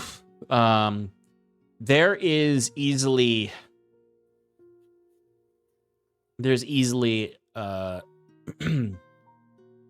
probably anywhere from 20 to 30,000 gold here, and then additionally anywhere 20 to 30,000 silver here, with potentially All right. some reserves of platinum in here as well. So that's how much money we can determine this here. How much do we want to take away from the tower? Look, if we 55 take- platinum, 55 gold, 100 silver, 100 copper. Look, I don't know if this is, this is just off the top of my head from my time in Dome Zerum. 40,000 silver pieces is about the cost of those big airships, right? So 40,000 silver can get us an airship. That's 20,000 gold pieces. Nope, that's 2,000 gold pieces. Right? Because each gold is 20. Yep, that's right. Okay. So, if we just took, 5,000 gold, that's a fairly small dent. And then I think that will allow us to fit it all in Bruce's bag. And then we could technically buy yes 2 airships if we wanted to. Wait, so Well, it's how much for is one for £1 it's 50? 1 pound is 50 coins. Right. Okay. I say we take 200 apiece. Seems fair. Bruce, how much would you value Stormbreaker Landing and its repairs? I mean, it's more so to get Koboko in Halcyon. Not Halcyon, sorry, Hyven. I think it's a good No. I see where he's going with this. As a contractor, give us a rough quote. I guess, yeah, ballpark of what they would need to bring this town back to life. all right. Yeah, as both a general contractor, urban planner, Policy analyst. utilities, policy, goods and services. And as these two Labor, devils are edging him here, Materials. Septimus on the right side is remember your ethics training you took as well. Yeah, remember that seminar you took on your first day? Yeah, that everyone forgets about after they start working. Yeah. Remember Koboko's value statement and their mission statement. Yeah. When considering this, because it is true. You do understand, though, this is money that is not just the towers. This money is something that is part of the city, part of what would be invested back into the city. And it's the kind of thing that would need to last a while for them to reestablish themselves. So yes, 2,000 gold pieces can get you some airships, or some. It's a lot for an individual adventuring party to be able to live extremely lavishly. But for a whole city in a destitute location that would need to recover itself, it's money that would be spent on importing goods here, as much goods as they can to help feed the population in Serkanto that would all likely immigrate here once they hear about it being safer. They'll burn through that silver and gold quickly, day-to-day operations of being the lone safe harbor in the Gosu Haunt. Now, granted, they will eventually, if they have enough gold and silver to keep themselves afloat, they'll eventually be much richer as the only port in the Gosu Haunt. But it's going to be a rough, decade of work for them to get there. And they're going to need all the silver and gold they can to survive that. And Not to mention all their back taxes to the governor. And Sean, to Fearon's question, I imagine we'll forget those. if flows. I were to give a quote for the rebuilding of Stormbreaker Landing? 4 billion. Message Granny right away. Granny, fire up the airship. We have work to do. There is something somewhere in one of the books about cost of building, like houses and forts and keeps and stuff for adventurers. But for a city this size, you know, you're looking at rebuilds like each of the buildings and whatnot, these stone structures in this rich city. Like, if they want to rebuild what they were, it's going to be a significant cost. They're not going to drain their coffers off of just rebuilding the structures, but the daily maintenance in a harsh environment and whatnot, they're going to, the silver they will certainly burn through in like a week. The gold will sustain them for a long time, where they will be able to make sure they can invest it properly. Between Merlin and invest Estos. into Koboko, that's for sure. Well, yeah, certainly. Yeah, So Koboko. I can, there's a price for admission, which is me. But Bruce, gold. you despite your background and proficiency, you do not have the necessary intelligence here to quote for a whole city. Yeah, no, because no it's not just clearing; it's also clearing out the ruins of the old city, making sure nothing is left over, clearing out the sewers where they're not affected necessarily by this light. Like, there's more things that need to be done here than just, hey, lay out a foundation and put a tower up. This is going to be... You think the Romans cleared out Rome after the Huns came through? No, not the Huns. It's just built on top. What do you mean? Yeah, Visigoths? infrastructure. That's what we learned from the Romans. Visigoths. I imagine if they're they just like, hire whatever. Koboko, there's a different ethical standard there. But so in the end of it, I can fit at a maximum 23,750 coins in the bag of holding. Yep. So are we taking 5,000 gold coins?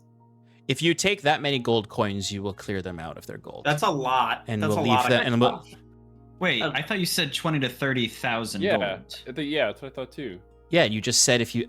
Oh no, I'm sorry. Not if you take 5,000. I thought if you filled your bag of holding up, you would clear them nearly. No. Okay, sorry. That's what I thought you were saying, that you were going to clear them out of their gold. I was like, they'd be very poor suddenly. Sure, they'd still have. They could buy an airship with the silver left over, but they won't have a city for it. Right. So 5,000 gold. I mean, should we take something more for a little bit for us? Maybe like 2,000 silver pieces. What do they have for platinum too? I'd say 1,000 would be fine. 200 silver a piece is a reasonable amount to get us where we need to 200 go. gold a piece. Yeah, this is a fabulous wealth that you're talking about. So we're gonna take 6,000 gold in total then, right? No. I think we're getting ahead of ourselves. We want to build a rapport with the people that are here. Right, but they don't know how much gold is here. Right. Okay. Right? Okay, two things. One is that there will be an influx of capital when all these refugees come in. Not huge, I understand, not huge, but there will still be one. And don't worry, I think I have an idea how to help these guys out after we're gone. All right. But 200 gold pieces each, I think, is a small fortune and will do us all very good in the coming conflicts. When we get to Sercanto, we can use those funds there, and then we're putting it back into the economy. For all your references, 200 gold pieces is 4,000 silver. Right. So we're gonna take 5,000 gold pieces for this airship, and then 200 gold pieces each. Wait, so we're actually buying an airship? No, that was a jest. Those things don't work very well. They're too reliant on those stupid. No, they work really well. I took. You could take enough silver to buy a boat, a ship. But we can't sail. We can't sail to Sercanto. No, I mean for your general use. Right, afterwards. So you don't have to rely on hiring vessels. Granted, you'd have to hire a for crew. the ride back. Right.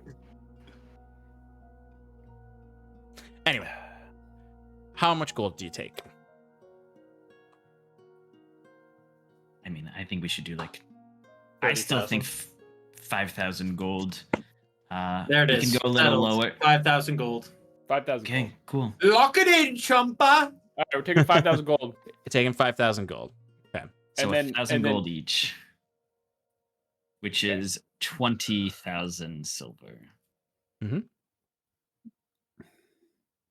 What do we do? And No, then, let's go 2,500. So that's 500 gold each. That's 1,000 silver. Nope. Yep. Nope. What did you say? My brain hurts. This is What- too much It's math for 10,000. Jacquet. It's 10,000. Okay, 10,000 silver. That's still less than the magic item that I sold before we left. Oh, right. Yeah, forget about that. And Sean, 500 you didn't gold say each. how much platinum was in here too, right? All I didn't. platinum. You didn't. A 30 investigation wouldn't have told him how much was there. Can I make another investigation roll? Grab your The gold. look on your face. Grab your gold, because Estos is about to come in, and then you're going to have an amount that I'm going to tell you get. Okay, all right. Yep, that's fair. that sounds about right. Yep. Because you've a couple of seconds before Estos comes in, so... We're taking that much gold. Okay. Boom, too quick. Swipe it. 500 gold each, right? Okay, 500 gold each. Boom. Thank you. You're too Five- kind. 500. I was at 1 copper. Oh shit! I can get paid back. Wait, I thought we were taking 1,000. Okay, 500 apiece. 500 gold apiece. Bam. that's it. Yes, 500 gold apiece. That's it. You're such a greedy bastard. You damn fucking right I am. Hey, this is 500 gold each would be more than you would get if Estos gave you a reward from this. Right. You would probably you'd still walk away with a lot of gold if Estos handed you the reward.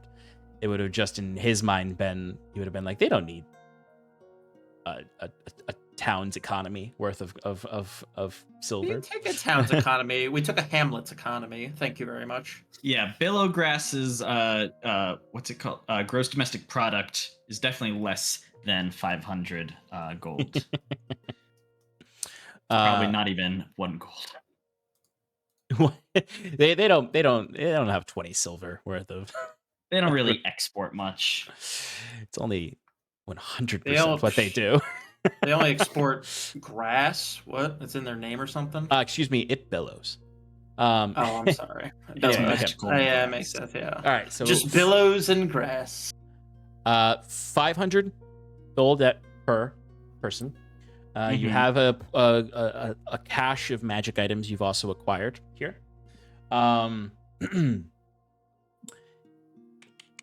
Can you all give me wisdom saving throws? Oh. Yeah. Oh no. There is a moment, Bruce, though, where you're getting you're picking up chests and bringing them over to Bruce, who's like inspecting them, and there's one chest that you grab, Bjorn, and it immediately starts buzzing like a hornet's nest. This happens before Okay. the wisdom saving throw. Oh shit. Okay. What do you do with can the, I- this is Is it open? it's not open, but it is closed, and when you pick it up, it begins to buzz like a hornet's nest. I throw it away from everyone else. What the heck was that? Bjorn, high or low? Hi. Okay, roll me a d20. Always high, Sean. 9.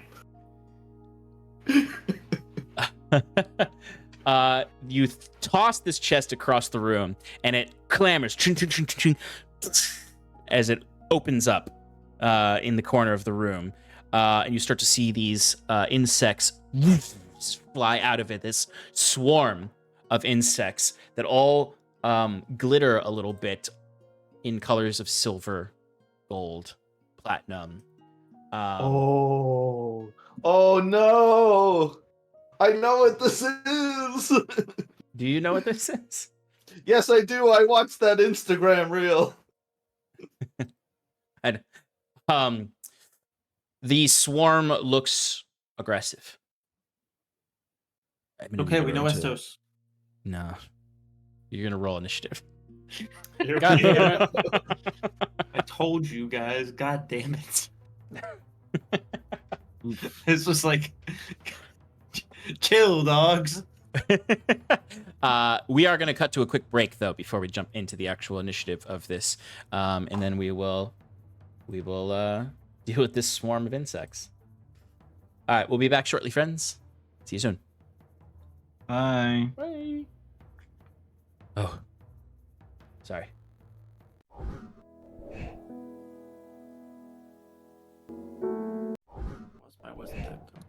All right, everybody. There is a swarm of sparkling gold and silver and platinum insects that have come out of the buzzing chest. Let's roll our initiatives. Anyone with 20 to 25? 20. Oh, actually, I got an 18. Isn't there a 17? No. I rolled a 19. Ooh. -1. So just Fearin in the 20 to 25 range? All right, 15 to 19? So Sorry, Bruce at 18. Yes, sir. Anyone else? Okay. 10 to 14? 5 to 9? 9. And then Septimus. Septimus, what'd you get? 4. I don't. It's fucking insane. All right. So it's Fearn, Bruce, Jacquette, Swarm, Septimus. Sass is wrangling a kobold downstairs, so she's not part of this fight. Estos may join at some point. All right, Fearn, you are up first. This swarm, you toss it across the room, so the swarm is about 15 feet away from you. It is taking up the space of a... It's actually taking up a lot of space. It's a huge swarm. So it actually isn't 15 feet away. It's too big to be 15 feet away. It's about 5... I will say 10 feet away from you. Okay. Am I still giant sized? And do I No. still have my guardian of Doodad? How those Okay. only last like a minute, right? The guardian only lasts a minute. The potion, I'm not so sure about. The potion of enlarge. I think I actually failed the concentration check, so the only think thing you that did, would really actually. be, yeah. Enlarge is only for an hour or a minute, so Okay, so then it would have the effects of the spell. So you are not large and you are not guardian. You lost the guardians with your concentration, but you are no You are longer not also. large, and you are not in charge. Okay, Yes. this changes nothing. I run up and attack it. Okay, go for it.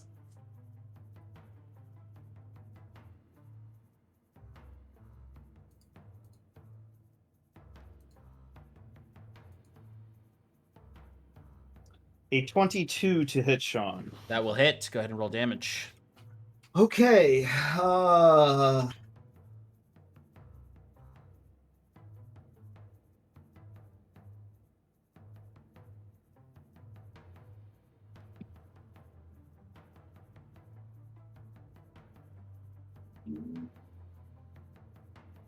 So 21 or 19. I'll take the 21. So that's gonna be 11 bludgeoning, 8. Sorry, 13 bludgeoning, 8 thunder, Okay. and I'm going to have them roll a. I guess I'm gonna try the topple maneuver. Okay. I don't know how that works on a swarm, but we're gonna give it a try anyway. What does the topple maneuver do? They make a con saving throw. On a Mhm. failed save, it gets the prone condition. They got a 17. Okay. But they are immune to prone anyway, so they are not prone even if they failed that. I actually meet and beat it. So Okay, so the swarm doesn't fall prone, nor would they have. okay, second attack, Go for it. and we haven't leveled up yet, right? You have not. 14 to hit, Sean. That will not hit. Okay. Then I believe I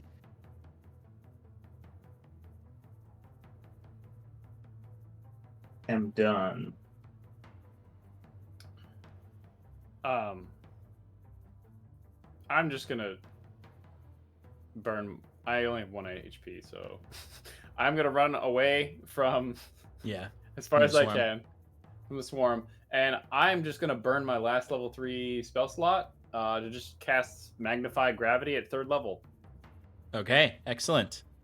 Con save 17 for you. Natural 1, they fail. That deals 20 points of force damage. Nice. Wow. As job. I'm hoping to just As you just see all these bugs, just immediately just down to the ground, and there's struggles to get back into its flying swarm state. I believe their speed is halved Half speed, love it. until the next turn. Anything else, Bruce? No, that's it. All right, Yeah, no, that's it. all right, Jacquet. I hide. There are plenty of chests and plinths and stuff that you could crouch behind and hide. Cool. I will bonus action to hide. Go for it. 30. Oh, I'm so sorry. They have a 30 passive precision. No, of course that succeeds. All right. So I will. These are attack Curon with- bugs.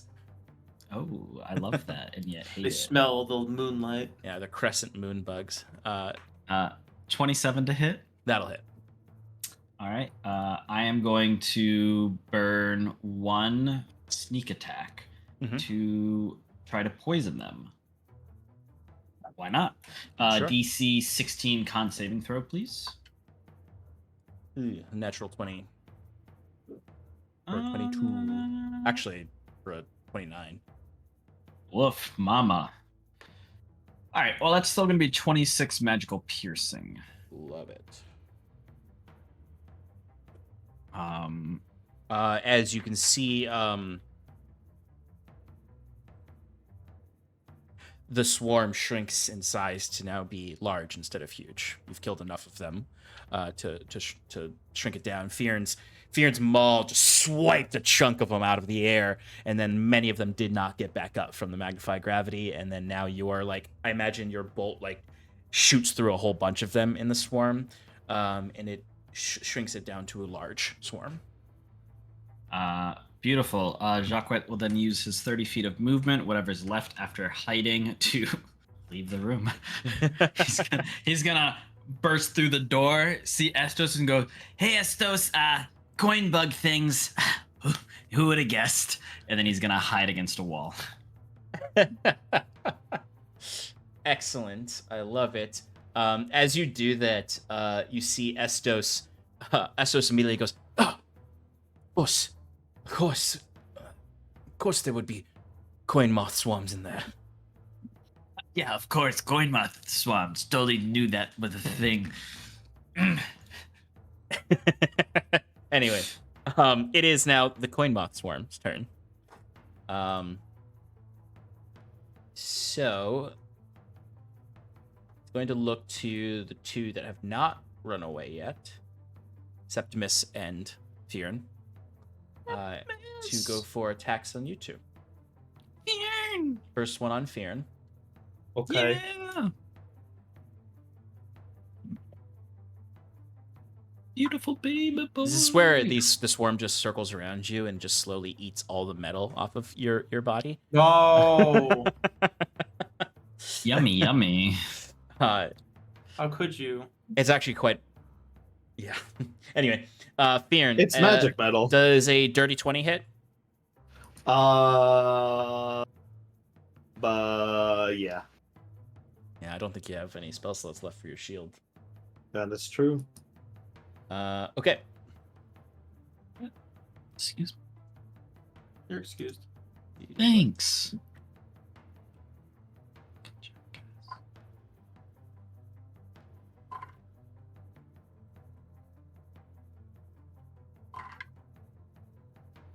29 slashing damage. As these just sort of, they keep coming really quickly over you, and it's actually, some of them are just dealing this damage by like flying by you, and their serrated metal wings of gold and silver are just cutting you, and then some of them actually do bite onto you. But it's mostly their wings actually hurting you than them actually attacking you. Can I use a reaction if I'm unconscious? What is your reaction? Hellish Rebuke. No, I don't think you would be able to. I think you'd be falling unconscious before Yeah, you could use I it. would agree. Because it's after the damage is dealt that effect happens, I believe. Correct.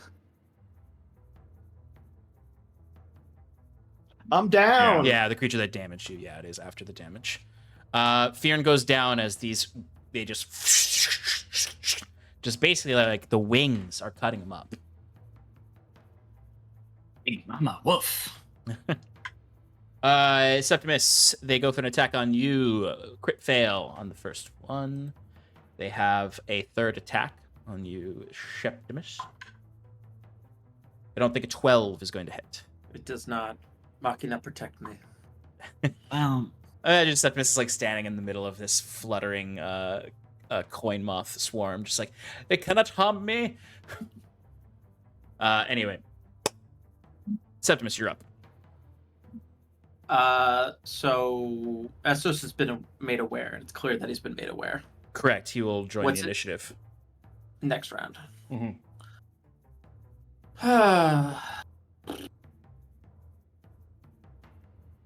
So I am being made to understand. Well, I've not been made to understand. I figured it was going to be that without a holy symbol, I cannot cast spells.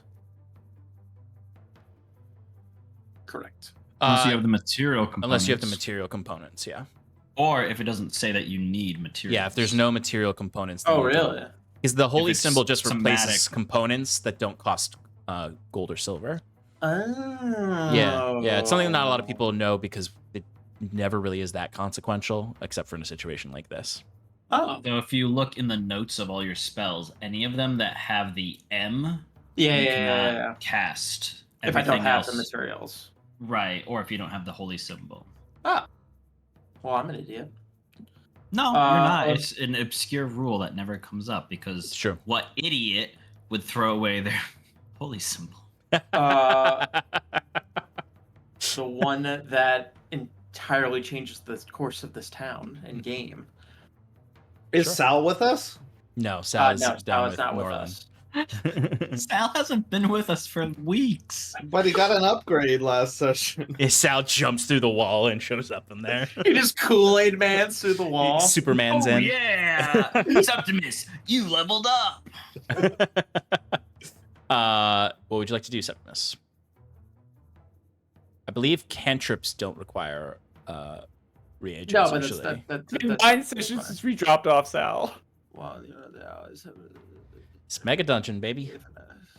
Bjorn just Yeah, didn't dude. notice. It's only been 2 days, though.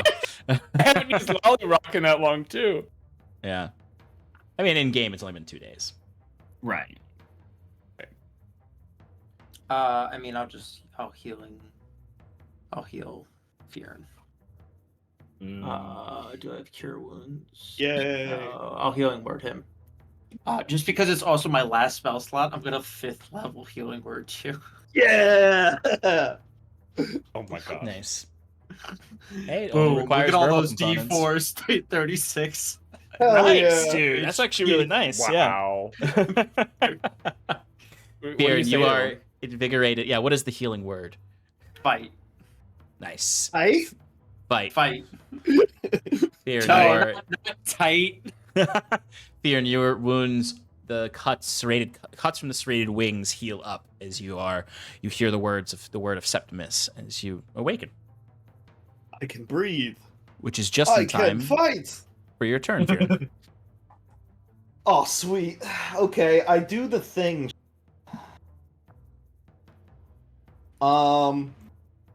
So I can still use the bonus action grounded from my doodad, from my hammer. So I'm going to be doing that on this Okay. attack. That'll add additional 5 to the damage. A 26 to hit. That will hit. Okay. I will also be doing the thing that I did last session, or the last roll. So roll once. Roll this. Roll this. Roll this. So it is either 19 or 18. I'll take the 19 plus 5 is 24 damage Nice. on the first attack. Second attack. 11, I miss. Okay, Oh, second attack but misses. I get to do another one of those thingies. So I'm going to use the sap technique to give them disadvantage on their attack. Nice. Very nice. Very good. All right. That is Fearon's turn. Bruce, you are up. You're in the back of the room, having fled from these... Ray of Frost. Ray of Frost. Why isn't it telling me what I rolled? 24. That'll hit. Take Cake? 8 cold damage. 8 cold damage. Take out 8 little coins. Pew, pew, pew. 8 rays of frost, so I'll take out an individual coin moth. And that is my turn. Excellent. Jacquette, I would like to hide. roll your hide. I actually think it's Thanks. impossible for you not to be able to stealth against them. Yeah, 22. Yeah, that's the bugs are busy eating Fearon. Actually, they're Whoa. busy fighting Fearon to try to get through Fearon to eat Septimus's arm. As would I. That's a 28 to hit. That'll hit. As he's just standing there, just yelling. Is Septimus's arm like... Not me, Fearon. These bugs eat precious metals, and Septimus's arm is made of precious metals. No, they're made of durable metals. Thank you very much. Fair. Preciously durable. 23 magical piercing. Nice. You have almost taken out the swarm. They are still alive. It's still up though. I'll use Septimus. Before It's the Septimus swarm's goes, though, the swarm will Wait. attack. What did Estos roll? Estos rolled as bad as you on his initiative. Yes. Actually, Estos is next before Septimus. All right, good. He got the septitis. It's only an 11 to hit you, Fearon. It's incurable. No good. And then that is a 17 to hit you, Fearon. No good. Wow. And then a 27 to hit you. Well, the last one will work, I guess. Where'd they get a third strike from? They've always had 3. Oh. Street Fighter? Third strike? Nobody played Street Fighter. That's the Yeah. best one, though. No, Street Soul Calibur Fighter? all the way. No, Super Smash. I mean, I was saying out of the Street Fighters, but okay. 30 slashing damage. 30 slashing damage. Okay. Now Okay. can I use my reaction? You may, yes. Yay. Hellish Rebuke. I believe I cast it at level 1, so that means they must make a dexterity saving throw, please. They're very good at these, but they rolled very low. So that is a 12. Cool. I don't know what that means. Look in your spell tab, it'll give you the 13. Yes. So they Okay. fail. Which means they take 15 fire damage. 15 fire damage, nice. Yeah, I rolled a 10 and a 5. I just imagine like it's cool, like these little bugs, just like some of them, not all of them, obviously, just like molten, just like start just like dropping out of the sky with the fire damage. Yeah, Fearon, how do you want to do this? You finish off the swarm. Yeah. So I imagine they're like biting me. Like it's the last. I hit them first, and like See, it's the they're last like bit of the horde. they're particularly going after any metal you have on you. So like they're gnawing at like any like jewels you have or even just like rings to keep your pants up kind of thing, the buckle of your belt. There are some that are crawling all over Septimus's arm. Like obviously Septimus didn't take any damage, but like they're swarming on his arm like you would see like bees swarming when they're trying to start making their own new nest. But go ahead. So I got my mace and I whacked the ones off Septimus's arm as the other ones that were attacking me start piercing into the back of my armor. Like they like hit into the back and they're starting to bite through it. And I cast my hellish rebuke and it's just like an explosion of flame. And it's like if Superman was shot by bullets, they just like turn into puddles and fall to the ground. Yeah. Absolutely. There are several like molten coin moths on the ground because they are metal. They are made of metal. They're elemental in nature. They're a variation of the flint moth in Fleet Mortals. But you successfully defeated this swarm. Who knows? Give another year and they may have eaten all the coins in here. Ooh. It makes you think that this was a much bigger coffer, actually, originally. That several of these coins have been devoured. There's our excuse. Yeah, quick, take more. Yeah. No, we have to check, guys. We have to check the stuff that we just took from there, because if any of it is coin moths, He's right. What if they, eat the rest of our coins? No, it's fine. No, I'm checking my coins. I take all my money out and I start stacking it in piles, and I smash every coin that I see. Jesus Christ. Who else is checking their coins? I'm actually not. Jacques opens his coin purse and roots around a little, but he's not to the same effect as Fearon. Yeah, I mean, mine's in a bag of holding. Those things are gonna die. They're elementals. They don't need air. Fearon, you find no coin moths in your bag. Okay, I feel better. I put it on back. Jacques, This takes me like 15 minutes. 3 coin moths fly out of your bag of hold, your coin purse. Motherfuckers! Like Jacques, if you didn't check it by tomorrow, you'd have zero coins in your purse. I guess I'll check it. God damn it. Bruce, 3 or 4 coin moths fly out of your bag. Oh God!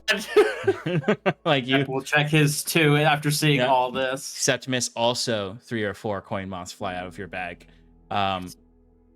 Jacques checks Saskia's. Saskia's is free of coin moths. Saskia and Fearon's bags did not have any coin moths in them. The rest of you absolutely had coin moths in your bags. You're welcome.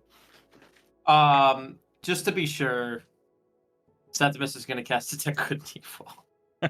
Because he's really worried about these now. This is his last spell slot. Oh, yeah. No, you should, because we want to make sure that, they're not anymore in the room. So as you cast that Septimus, you would see the dozen or so that you just released from your bags. But they seem Sacred Flame, there's so few of them that you could easily with cantrips take them out. I'm gonna say when the ones flew out of Jacques, he took out the dagger of lightning return and threw it and hit all 3 and then popped it back. Yeah, these are when they're not in a swarming form, individual ones are minions with 1 HP, so you can easily take them out and clean this place up. You do find a few other little pockets of them. Obviously, that was the biggest swarm, and they would over time I want to use form a Good new and swarm. Evil to find if there's any nuggets of nests or eggs. Yeah, you can totally annihilate these coin moths in this space. We've become exterminators now, huh? But before we move on past that, I need everyone to give me that wisdom saving throw. really hope he would forget about it. Oh, right. I already rolled. Yeah, me so did too. I. It's not great. Same. Same. I'm gonna give myself +5 to my roll. You Okay. give me I plus will 5? also Nice, buddy. give myself +5. I wish I could. This is my last one. What are you giving yourself bardic Damn. inspiration? I can't. Oh, that's right. You can only give other people, right? Yeah. Can't inspire yourself, No. I mean, Jacquet can, but but not in a mechanical way. yeah. So, what did everyone get? 17. Bruce, you make your save. 9. You fail. Septimus, 13? you make your save. Oh. Jacquet, 6. you fail. Sure. Jacquet and Fearn.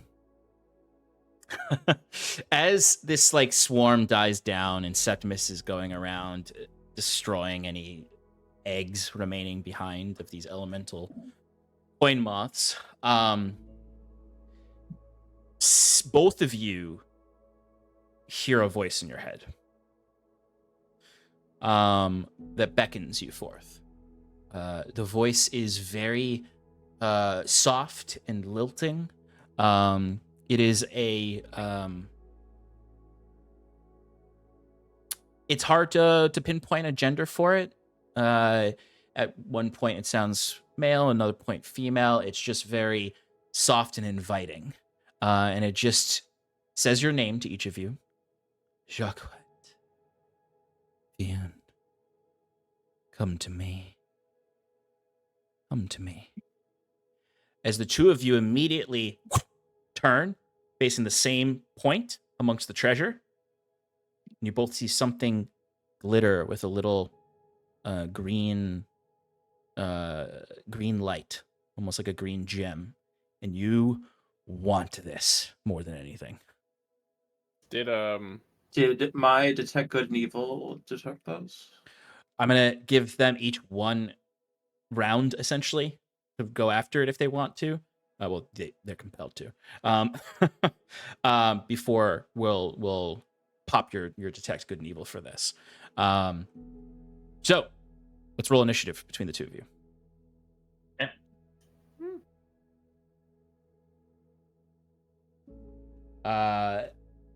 So I'm sorry, Fearn, what did you get?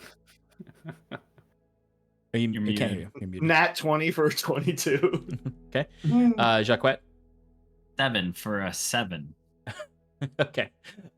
So Fearn, you're gonna be up first. And then Jacquet, you'll have a chance to go after him. But Fearn, what do? You see this glinting green gem and you want whatever that green gem is on. How far away is it? It's like 15 feet away. I mean, I'm just gonna sprint over to it and grab it as quickly as I can.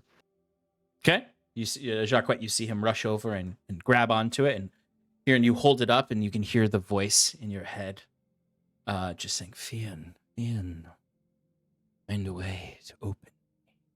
As you have a lockbox in your hands. Jacquet, what do you do? Jacquet, seeing Fearn do this, was starting forward, and then he stopped seeing Fearn do this, and he's like, Fearn, what do you have there? Is it still my turn? No, So you can respond. you can respond to that, Talking. yeah. Well, we're gonna use the initiative for actions that you're doing, but you can respond talking here. Okay. Looks like another artifact. It's How about you give that to me? It looks like something that someone a little more clever than yourself should probably handle. don't worry about it. I got it. No, I insist. As he gets closer, one hand behind his back. You know, you always insult my intelligence, but I've come up with some really good ideas. You would be broke if it wasn't for me. Just now. Yeah. Sure. But that box.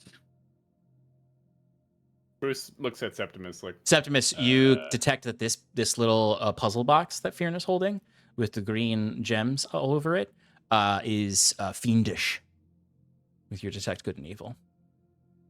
Oh, good, and I don't have any spell slots left to do anything useful. You know what? Fine. You know what, Jaquette? You could have it. I smash it on the ground. It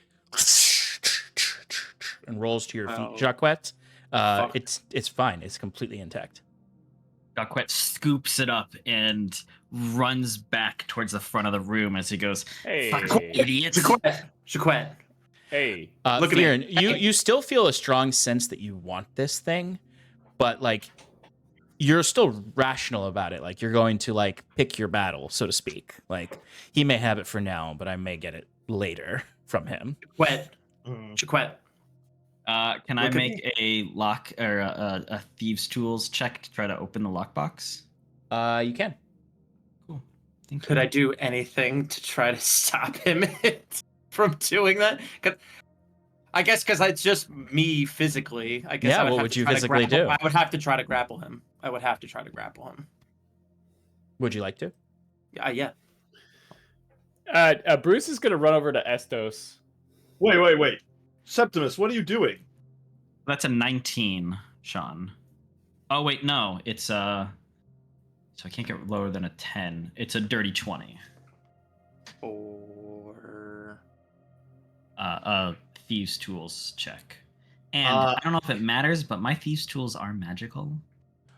So what you discover, you've reached a success point, but you've not opened up the puzzle box. wait, What I'm you've- trying to grapple him.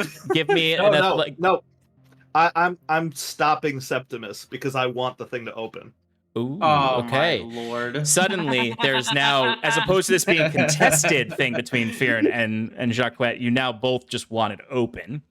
So, Fearon, give me a grapple check on Septimus to see if you can. Just tell us what we need to roll. I guess. It's a strength saving throw or a strength contested roll. Or I guess it doesn't matter, Dex, wait a second. because I gotta. Nat 20 for a 25. yeah, why ain't beating that? Wow, you're rolling hot, Fieran. Wow, the one time I roll high. Well, it's bad. I've been rolling garbage all session, and now I'm starting to roll high. Fearon, you grab onto Septimus in this moment. Jacquette, you discover that your lock pick tools, the nature of this puzzle box is that it is not pickable. It needs to be solved. Listen, it's fiendish. There's something dark within it. It wants you to open it. Just let it Of course it does, because I want to open it. Bruce, if there's something you can do, they're not listening. Okay. You're like Fearon is holding you up, I like your know. feet off the ground. Fear. How do I solve you, little box? Hey, Jaquette, I can solve it for you if you want. Yeah, I'm sure you could, but Bruce, it'd be not you more too. accomplished. No, It'd no. be a better accomplishment if I did it myself. So Yeah, no, Good but point. I don't think you can. Look at those runes there. I could do that for you. And Bruce is just gonna message Septimus quietly, be like, "No, that's okay. I got it." Jacquette is trying to solve this puzzle. All of box. you, Hey, you need Jaquette, to come listen here. to me. You need to Hey, listen. hey, He's Jaquette, literally Jacquette. like moving his shoulder and just being like, Jacquette. no, I Give want me to solve this. give me an investigation check, Jacquette. okay. can I make like a sleight of hand, like a slow sleight of hand, like 21. Jacquette, give me a wisdom saving throw. 11. Okay. Where are my d12s? Nope, not d12s.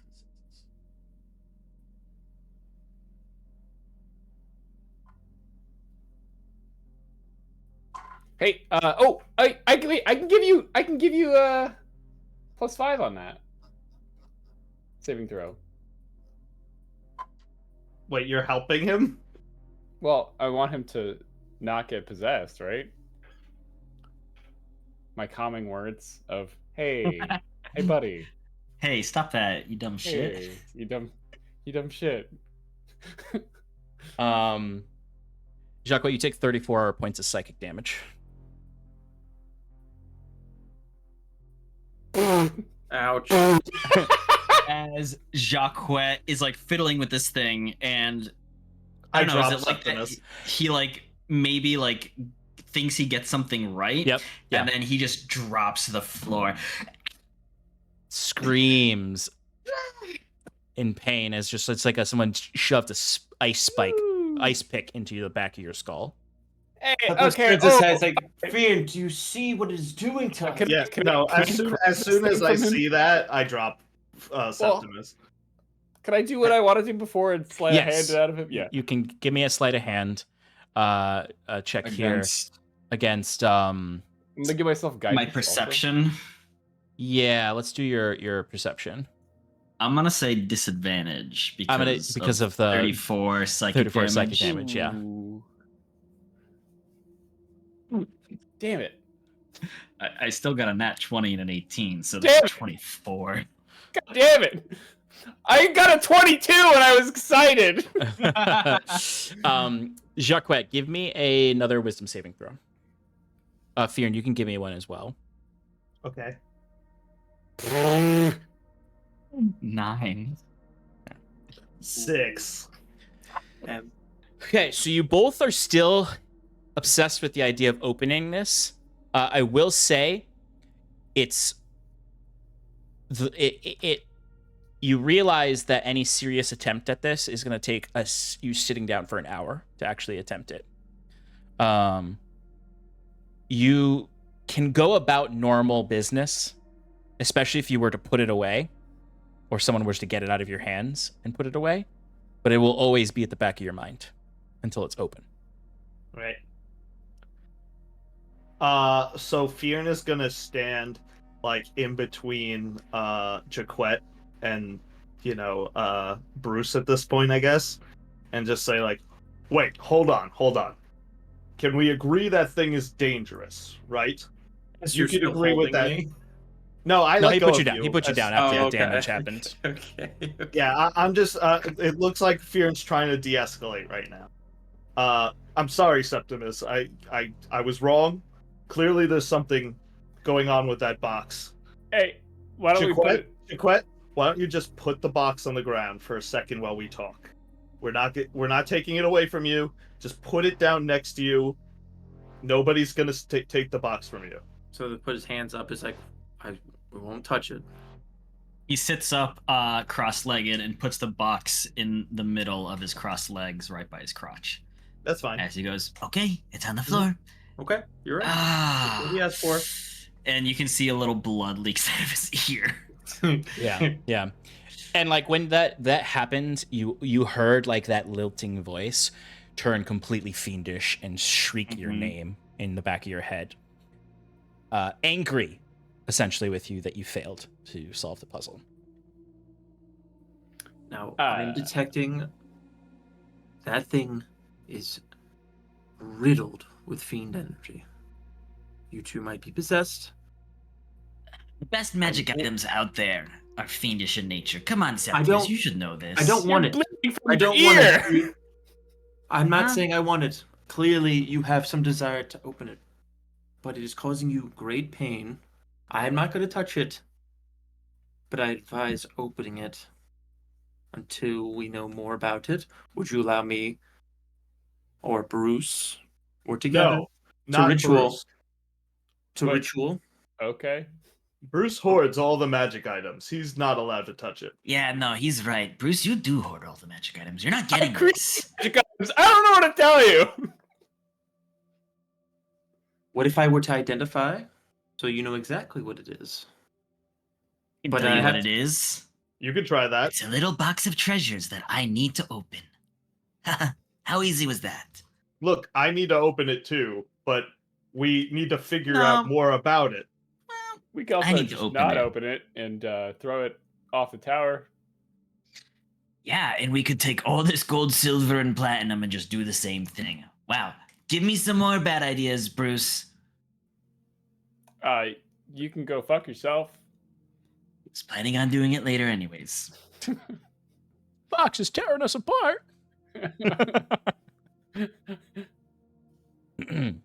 All right, so Can we agree that Hey. Septimus should use his magic to Hey, Estos. identify it? Yeah, sure. Septimus can use his identification magic. I mean, you don't want to get your ears bleeding again, right? We've got to do this smart. Estos does step in and is like, he sees, Yeah. he sort of looks at the box in between your legs. I've not reviewed the inventory of this space, so I'm Yeah, there's a certain themed what box that over is. here. These two are possessed by it. There's a you difference. like- There's a difference between possession and Charmed? Charmed They're is the right word? influence. They want to open it. charmed, not the- influenced, suggestion. Look, all I know is that there's a voice in my head telling me to open this fucking box, and I want to open it. Put a fucking voice in your head, Jaquan, if you don't shut the fuck up. Yes, don't follow a voice in your head if it's not your own. Well, he talks to me in my head all the time, and I listen to him. I messaged Jaquan, shut the fuck up! Now, do you listen to him? I technically listen to the words that he says. Do I follow through in what he says? Actually, most of the time, yeah, because it's generally good communication. See? Good communication. Bringing it back. Yeah, you're not one to talk, Septimus. You think that there's a machine in the sky that you got to do the bidding of. So That is so Burn. inaccurate of what. Good one, Fjern. Don't touch the fucking box. So I'm gonna get that fucking box. mechanically, what's happening here is you can go about your business as usual now.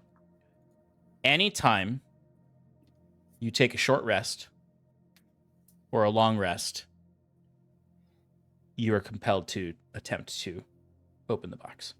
Oh boy, we're gonna die. Or worse. Expelled. But like, it reaches a point when you calm down a little bit. You still don't want anyone to keep the box. You know, you two, one of you must have it. Look, Jaquette, clearly we can't trust these two. Why don't we take turns holding Or onto we the could box, just leave it here. trying Just leave it here? to open it? Just leave it here. Estos, I think they're trying to take this good, and yeah, I think it's really should remain here in Ignore the tower, Bruce. right? Ignore Bruce. I don't think I want this box. But Bruce, you do immediately though think about your own obsession over innocuous item that you dealt with for months. Bruce is like in recovery, like, I've been here. Yeah, I know. You're their sponsor for cursed Look, item guys, addiction. I was previously obsessed with that thing in Jaquette's pocket. The statue, that is. Nothing good will come of this. Just... It's very different, Bruce. I don't think you understand. You can ask people to help you Jaquette, open it during these, You're right, these I times. don't. Why don't you go ahead and open the box? I'm gonna wait a bit. We need more time. Yeah. Well, you allowed me to identify it. It's going to stay right here. I'm just going to not touch, but peruse around it for 10 minutes. If that's okay. I mean, that was before you called us possessed. All right.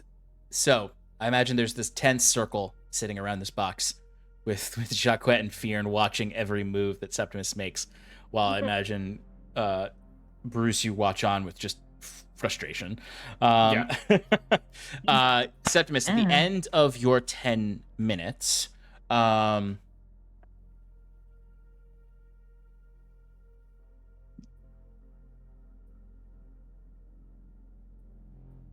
just checking something real quick. It's not like they're going to believe me anyway.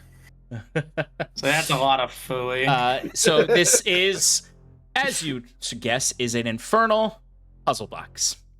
It is made of infernal iron, with some infernal emeralds on it. Some of the the only thing you know about it though is that these are typically used to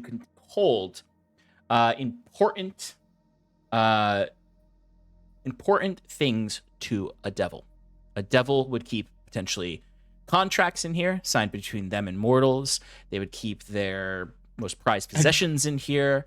They would keep, this is meant to safeguard a devil's belongings. A devil, you say? A devil, you say. Open it. No. No, but yes, this is something that is holding something significant or important to a devil. Not that you will believe me under the current state, but the contents of this box hold something of great value to a devil. And that is probably the voice, or what is reaching out to you right now, wanting you to open it, because it is in their best interests that something that they want will come out of it. There is no value that we will have that is within this box, save for a greater power that we don't quite understand yet. I'm sorry. If there's something of value to a devil and we have it, that's leverage, my friend. Yeah, but you need to make that deal before you open it. You are already compelled to open it, don't you see? He's going to get what he wants. No, I'm going to open it and then I have it. But you don't Then he- understand how it works, though. It's a magical... Right. Do you know how to open it? I'm not telling Your Did I find out how to open it? no, your detect magic showed you that it is not magically locked, that it is a mundane puzzle. It literally needs to be solved with like an investigation check. It cannot be opened with like a dispel magic or anything like that. It is immune to physical damage, to all damage actually. And the only way to open it is to solve the actual puzzle. And it's literally like, it's just a mundane puzzle. It's like one of those things you buy at Barnes & Noble. It's just a puzzle that has something inside it. It has a really high DC for the investigation check. It cannot be opened without magical means. Well, No. luckily Can we, just I throw have it in my magic. bag? Can we just throw it in my bag and be done with this, please? No. No. It says as he takes it back and tucks it into his myriad of pouches. Or his bag. His bag. He has a bag. Look. Jaquette. I All right, found we it. need to move on. No. Jaquette, I found it. Okay. I let you have the first try of opening it. You can hold on to it for now, but Sure. we need to take turns. You know, if Yeah, we're gonna whatever if you we're say, gonna get this Fearon. stuff. If you talk to me like that, I'm not gonna believe. You're probably not gonna believe me anyways, bitch. So what's the point? Give me the damn box. You got a real quick. Deagle Smeagol situation going on here now. No, I'm actually getting violent with him. I want to grab him and try and take the box. Because at this point, you know, there's no communicating with Jaquette. That's it. So let's do a grapple check then. Yeah. Yeah. So go ahead and give me that check. So is it athletics or acrobatics, or is it a regular base strength check? I think You're doing if you're athletics. You're doing athletics. engaging... Yeah. Okay. 16. 14. He's got you. Yeah, so I imagine like Fearon says that and Jacquet jumps up to like start running out and Fearon just grabs him around the waist. Exactly. Yeah. No, let me go, you fucking brute, stupid piece of. I love imagine that push. It's just like against his chest. Yeah, so Fearon's just like, you know, holding him like tightly and like ripping through his bags, you know, trying to find it. No, stop, you stupid. Fuck you, fucking fuck. Septimus looks to Astos. Is like, I'm newly spent. Is there anything? Jacquet and sorry. Say that again, Fearon. I mean Septimus. Septimus asks Astos, is like, is there anything you can do to help these two by any chance? I've been tapped out magic wise, but if not, they'll tuck each other out. As long as there's no other immediate danger. Estos looks. There's quite literally nothing I could do right now. That's the wrong warlock. Estos looks and he's like, I could banish one of them. But that leaves the other wanting to open the box. Just let him. He'll tell Oh, well, Rachel about it. actually, I might be able to do something. Which one would you prefer not to be invested in the box? Probably Jaquette. Jaquette. Yeah. You can see a wild look as he's like trying to claw at Fion's face. Right, and you like see just like Fionn like was like even under the enchantment was like, let's just take this slowly. It's the innate like desire in Jaquette's heart. He's a very lustful individual. I believe that both of their passive perceptions are going to beat your sleight of hand, Bruce. There, so Jacquet catches you trying to grab it. You too. God be damned. Jacquet, I need you to give me a wisdom saving throw. Did I get the box yet? I want my box, Hey. Sean. What'd you get? 6? Big old X. Okay. Estos looks at you, and you can see he just sort of sighs and then like pulls out of his wizard's pouch just a few reagents that he crushes together, and goes, I suggest that you take a break from trying to open this box and let Fionn have a chance. This is a good question, Sean. Mhm. What is Overwrite's what? Oh wait, I know the question. Whatever the most recent Yeah. charmed effect is. Yeah. All right, yeah. So Jacquet immediately just stops. You know, I almost imagine like Fionn like just drops him, not expecting the lack of resistance. As just around him is all his shit. You know, there's just daggers. It all just falls out of A your hidden vial of pouches. acid. You know, some drugs, his hand drum, potions, as he's just like, "Doosh." All right, Fionn. Yeah, I guess you're right. As he takes it out and just offers it up to Fionn. Fionn takes the box, but he honestly, like, he takes the box, but he's not even like looking at the box. He's actually just staring daggers at Estos, and he looks to Septimus afterwards. Stop that right now. Whatever you're doing to him, stop it. What? There's still honeycomb and snake tongue and sweet oil on Estos' hands as he holds them up, and he drops the suggestion spell on Jacquet. Jacquet, you are not charmed by anyone now. Estos, you didn't know any better. Shut up. Estos, you didn't know any better. But we made a pact that we would never cast mind-altering magic on each other. Well, he doesn't know that. And he was also trying to protect you. Yeah, Also the he same never case made But that. you let him do that, Septimus. Because that you guys was are being your idea. fuckheads. To be fair, I didn't tell him. Is what that I an was gonna do. excuse? Septimus has told you over and over that thing is cursed. It's fiendish magic. No, that was not cool. You don't do that to people. All right. Give me the box. Give me the box. As Fionn just has his hand out like against Jacquet's face. He's like, give it. Look, we're gonna do this fairly. Oh, I don't know my. what's happening with Jaquet right now, but we are gonna do this the right way. Bruce I'm is gonna just hold on walk to- away. Fine, good. Yeah, you should. Honestly, I'm gonna hold on to the box. We can try this again later. But for now, The box is yours, nobody's Fionn. doing it. No one cares. Septimus, I'm disappointed in you. So Fionn, you have the box. You can put it away for now.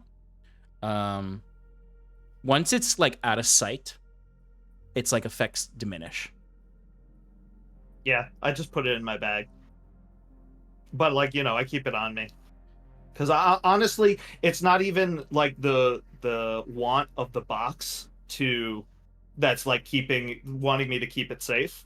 It's the fact that I know Jaquette is fiending for it, and I'm more scared of him taking it than I am of opening the box. If that makes sense. In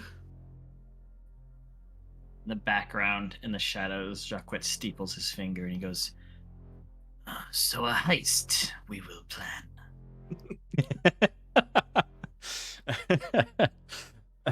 Oh God.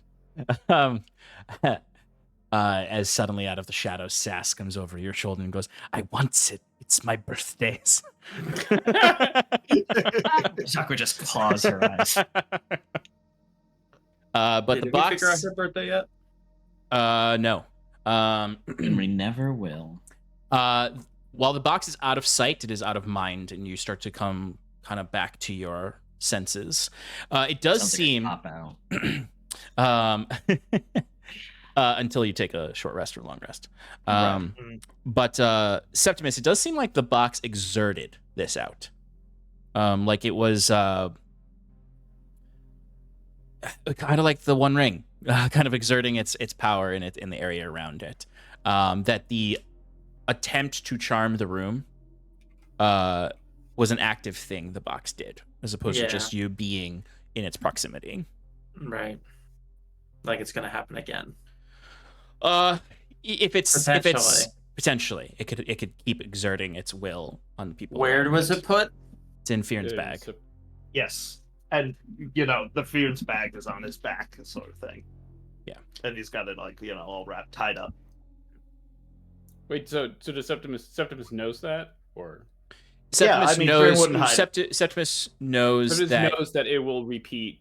It knows that it has the potential to do that. Got it. Okay. You can exert whatever you want. All I'm saying is that it was an action mechanically for the box to attempt to charm the room.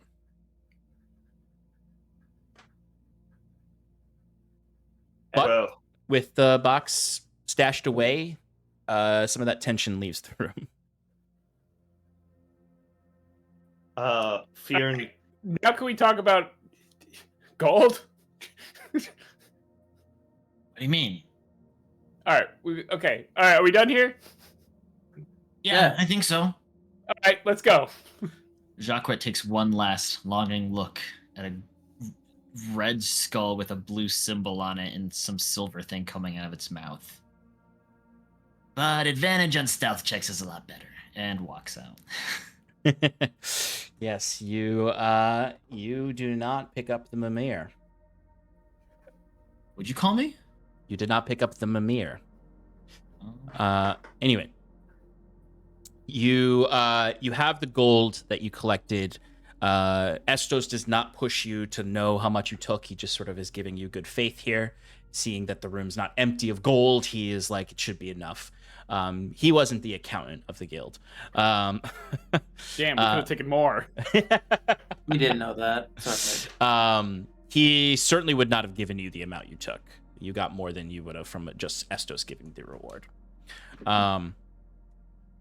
Estos leads you down the steps to the circular chamber at the beginning. And he sort of, well, he doesn't actually wave his hands. The giant, tall double doors are already open, as you can hear Saskia outside playing with Declan. And you step out. Estos stays in the doorway and looks to you all. And, it's somewhat menacing to see a fledgling wizard warlock standing in the doorway here, shadow with dim light behind him, massive doors, as he is now Archmage of this tower by default. As he just stares to you all and smiles and says, "I hope that you have been justly rewarded, and I thank you for returning this tower to me. You're always welcome back." Fortunately, our journey lies to the north. But once we find a solution for you and this rot, and make this place more livable once again, we will return and seek your favor once more. Stos, it's a pleasure. Thanks for the map to the sewers. That was very nice of you. We almost died a few times, but that's life, right? Thanks, Estos. Yeah, you I'll might let want you to know do if- something if about you, that if you need to giant. contact us, here's my business card. He looks at it and he goes, I don't think I'll need this. Oh, Thanks. thank Not you. because I won't contact you, but because I have other means. Okay. Yes. That's Before we right.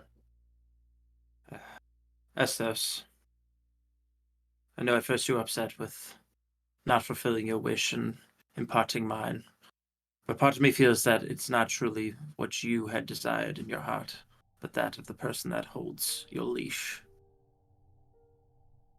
If there's ever a way that you two want to break free, well, seek us out, because I would want to help you in that endeavor. In truth, my heart is not allied with Ladan, but I am bound. And he kind of holds his arm out, and like you can see with his other he traces the veins on his arm with his fingers. As you can look and you can see like slithering under his skin are roots with thorns pointing against, almost nearly piercing, but not quite. So there's almost you can see like a slight like shaking of his hands too, and that this hurts. Yeah. He is being punished as you speak for failing. That makes sense. That journey starts today, ridding myself of this. If I find answers, and you can help, I think. And he looks past you to the courtyard. She would value those answers as well. I'll look into it. You mean Saskia? Thanks.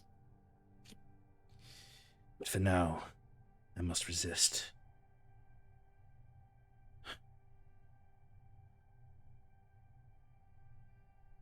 Good luck in the north. Whatever treachery you defeated here came from there. I forgot. You have maps, right? Don't worry. I knew that you were looking for those. And he hands you a scroll. This is the most up-to-date record of the Northern Lands. Important locations, old towns and villages, likely abandoned now. Important landmarks. Whatever you're seeking, this should help you navigate your ways through the north. If I'm not sure if you could help, but which path do you think to what was the name? Sercanto would be the least populated, where we want to try and avoid any more conflicts with the undead? Well, the easiest path, of course, is the road. But with no patrols and no one clearing it of undead or whatever wild elements are out there, there is no safe passage to Sercanto. The passage that is safe is the one you create. Very well. Then we shall create it. Tell me, what are you looking for?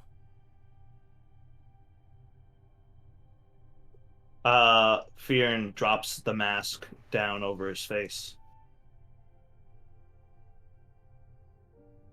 I've seen depictions of priestly men wearing this mask.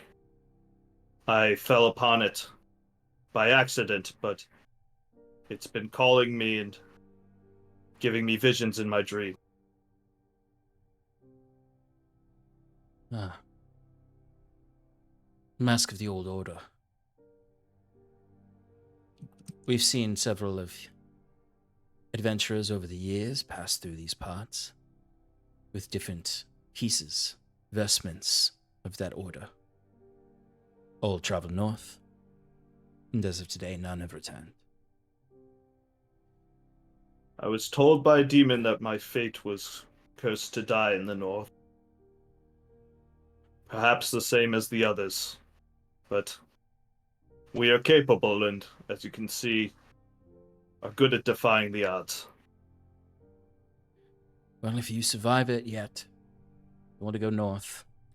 Past Eldrock, past Mount Eld, to the Einso Plateau, where the old temples live. They are completely frozen over, and based on the south, can be assumed to be riddled with spirits and rot.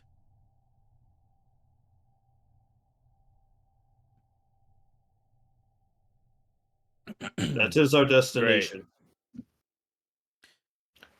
It is We- sometimes called the Giant's Graveyard. There are vast corpses amongst those lands from a long time ago, and said to be the source of the bitter cold of this land. Long before the rot, plateau was frigid, far colder than it should be.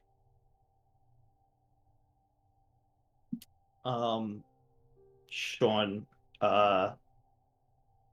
this reminds me of some information you gave me about a certain artifact a long time ago.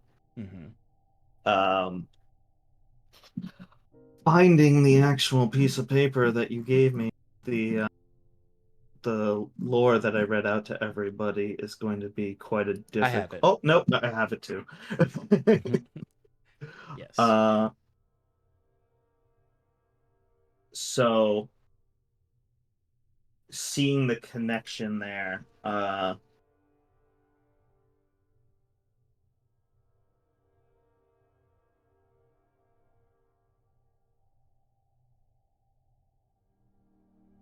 maybe I'm wrong.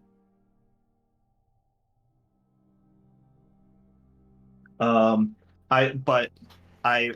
pause for a second in front of what do you call it? Maybe I even pull out the little sheet that I got with the thing written on it because Fear needed a reminder too, and look up to Estos and say, "Have you ever heard of the Hoarfrost?"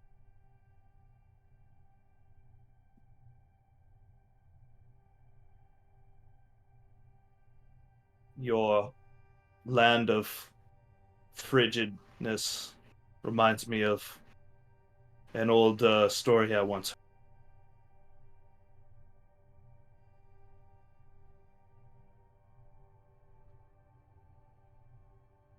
heard. It was said that it was sought often by wizards, maybe some of your ancestors.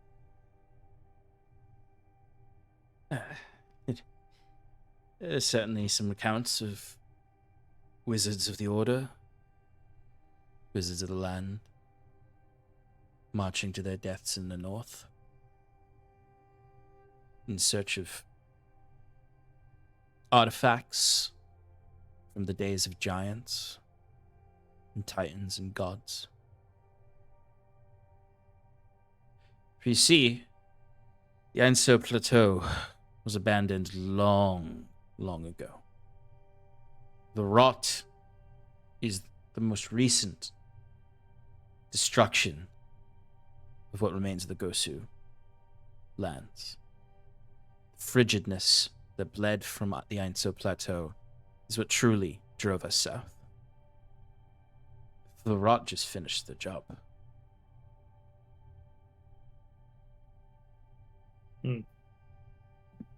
This superstition, this ritual, this legend, this hoarfrost would be there if it's anywhere. It's I'm sure it's just a silly rumor. I quick you could see that Fearn tries to make this into like he adds some cheeriness to his voice, but he quickly rolls up the sheet of paper that he was holding and gently like places it away, like, you know, within his armor. You know, you could tell that it's like a precious item to him without knowing Fearn at all, but he's trying to play it off like, you know, that it's not something that really concerns him. We plan to go north to save your lands. That is the main concern. Any truth seeking will just have to come second. Well, you've saved something precious to me on this day, and I will not forget that. And again, if I find anything that might prove useful in your friend's journey, or that I may need aid in, we'll let you know, or await your return. One more thing before we go. May I ask that you give the hermit Norlin another chance?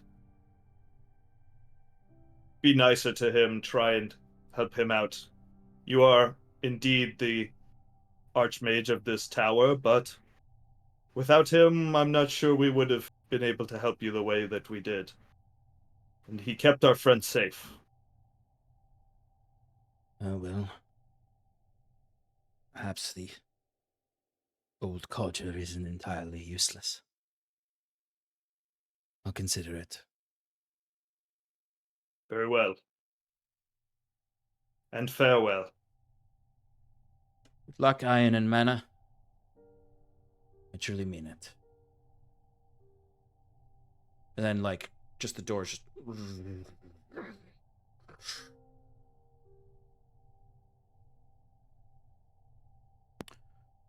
Oh, let's get out of here.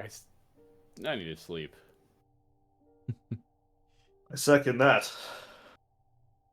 Agreed. How far to Nutlands? Norland's on foot is about a half hour away. You are on the ramparts, the main entrance that you were originally going to look at. You can see there's I mean, this place is still a ruined city. It's still messy. It's just there's any blood pools and corpses and wraiths. Yeah, what about the spirits that were walking around like it was normal? Yeah, so as you are walking these ramparts towards the courtyard, you can see some of these spirits are still there. They are almost floating like pillars, where it's kind of a rapturous scene, where there's like, they're just slowly floating up and vanishing into the golden cinders of Pesco's flame. But then you notice something else as you descend the steps into the courtyard. Is there are these pillars of golden light where the spirits of some are fading into the light of Pescos. They are freed of the torture of being bound by the undead rot here. But some have resisted joining Pescos light. Some have been infused with machina. And there are strange constructs around you as you walk through these streets. Confused amalgams of detritus.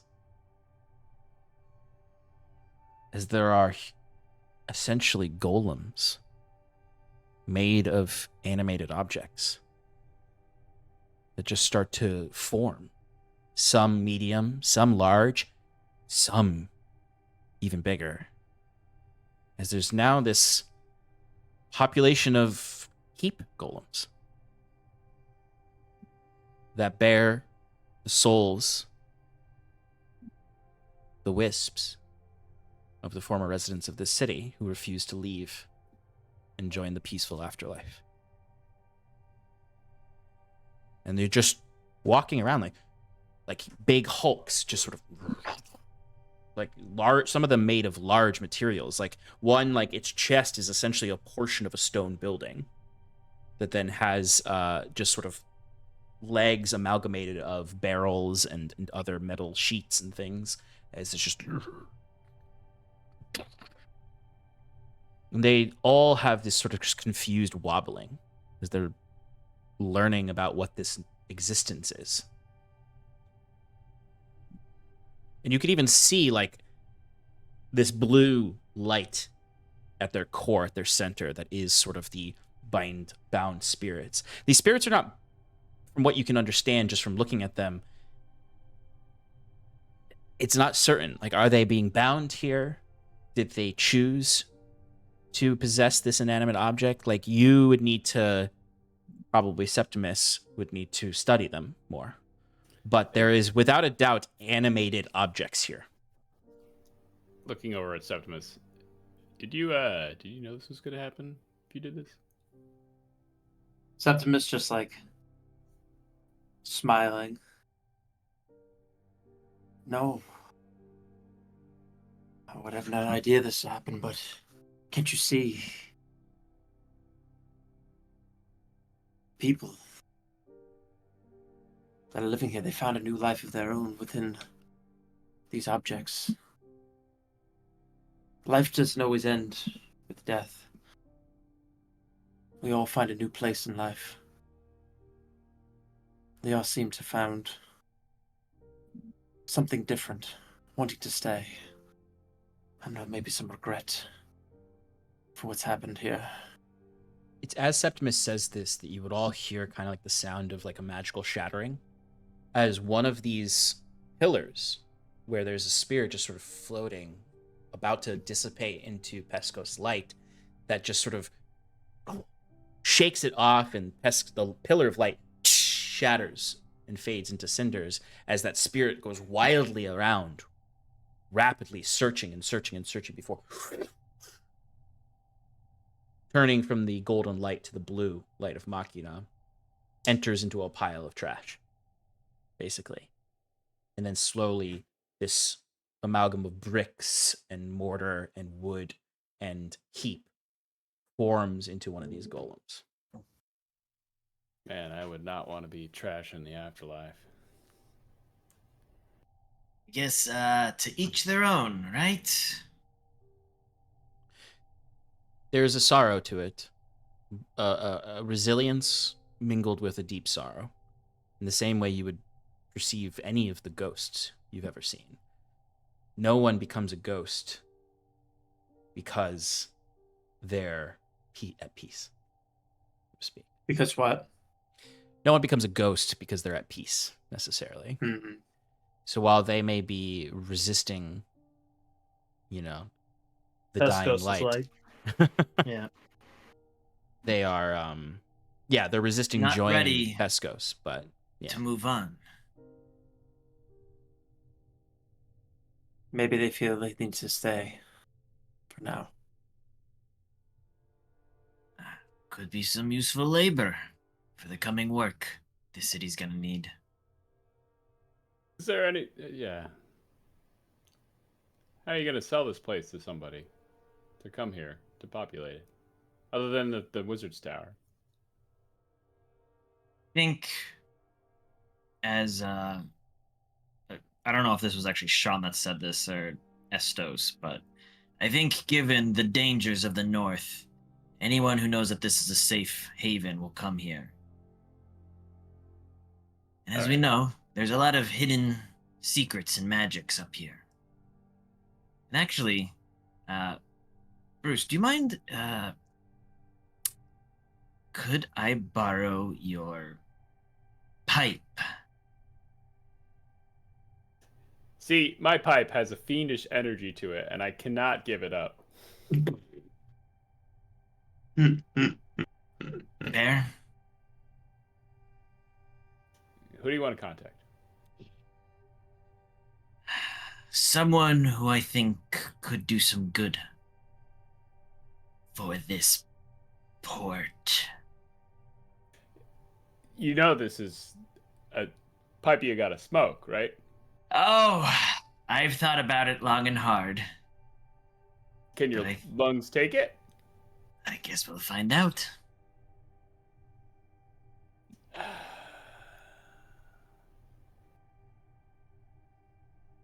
All right. Just don't put your tongue on it, please. I know the etiquette of how to smoke. I just Okay. despise it. All right. Well, right back, though. Jacquet takes the pipe, activates the magic.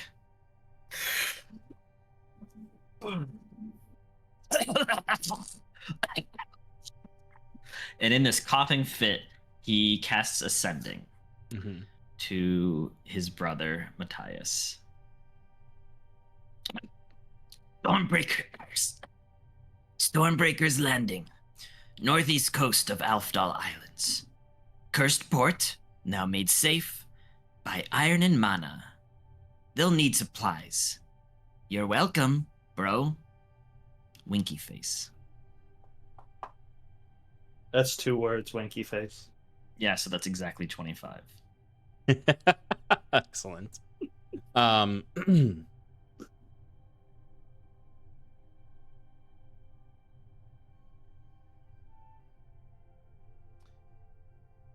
the bubbles, or the smoke, the spectral smoke, blows up into the air, and somewhere in the lush and beautiful city of Domuzerum, Matthias, enjoying a nice succulent meal. It's the contact he was hoping would arrive differently. And you would hear back in your head, Jacquet. So, little Jackie finally decides to help his family out.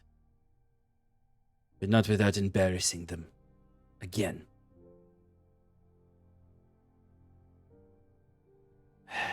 I will take your tip. But don't think our business is not done. Jackie, you will come home.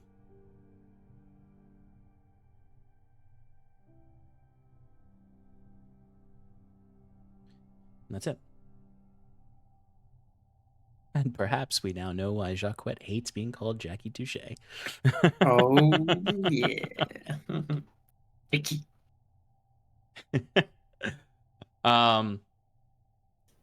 All right. Norlin.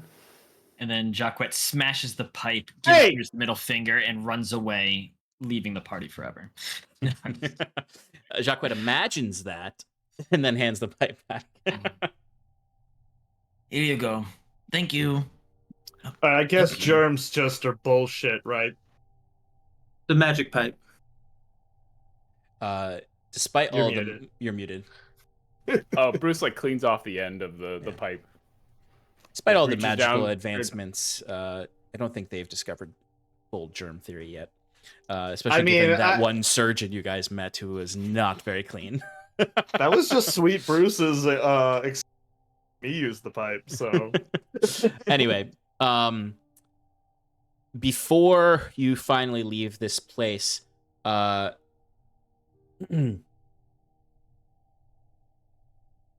say, I didn't say this before, but when you left Estos, he would have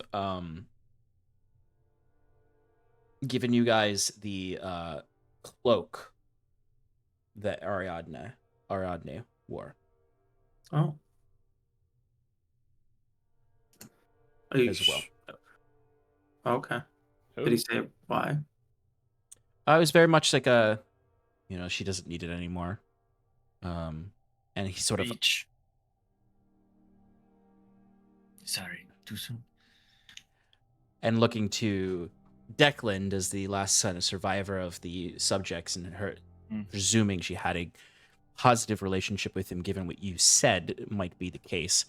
He maybe in his mind was like, you can give that to Declan, but it's also an item you could keep if you choose not to, because it is magical.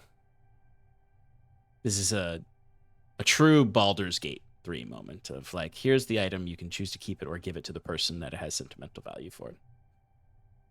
So he would have handed that off to one of you.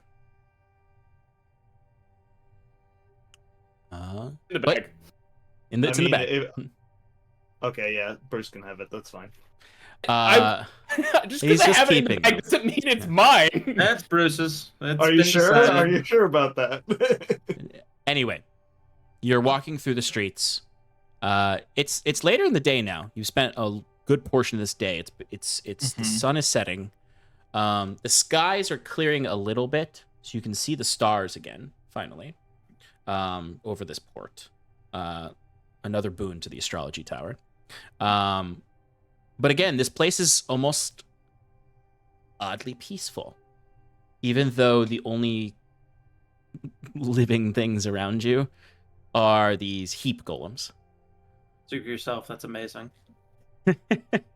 But there's a strange peace in the air, especially with the dim glow of the golden cinders and the blue from above.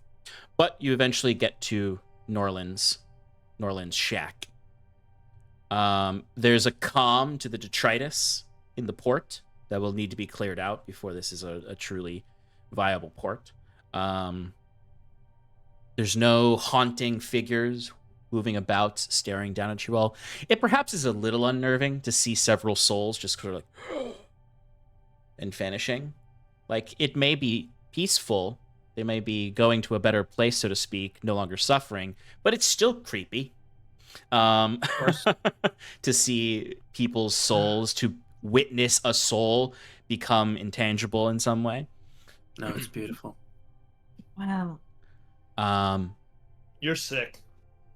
But anyway, you get to Norland's shack, and Norland and Sal and Almira, thank you, are outside. Like, they're still out there, like looking up. Almira is just sitting on some detritus, kind of like her head in her hands, just sort of looking up as Norland is trying to figure out what the hell you guys did.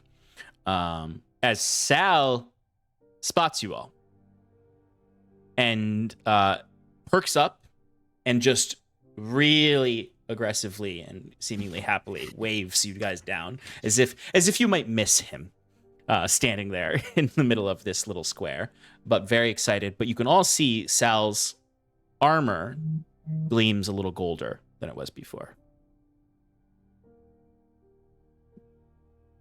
Sal, buddy. Or we're still far away enough. No. You're close enough that you can go up to him. That's supposed to give it like a nice little jog. Like, Sal. Oh, my Machina, it's good to see you again. And he would pull you into a hug. Oh, it's almost cute. You did great things. I know you can feel it, can't you? He does look up as you say that to the flames in the sky and holds a hand out as one of those cinders lands in his palm. Norland looks to you all as, the gods, what have you done? That's not we had blessed to towards do. light.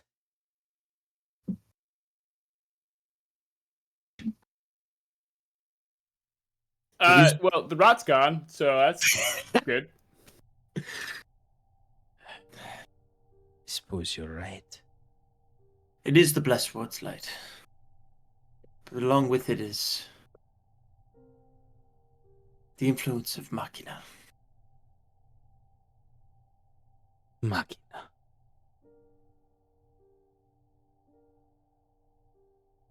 Like those cultists in the cities? They've been given a bad name, sure. Hiding in the shadows. That's what you need to do. When there's such a bad stigma around you.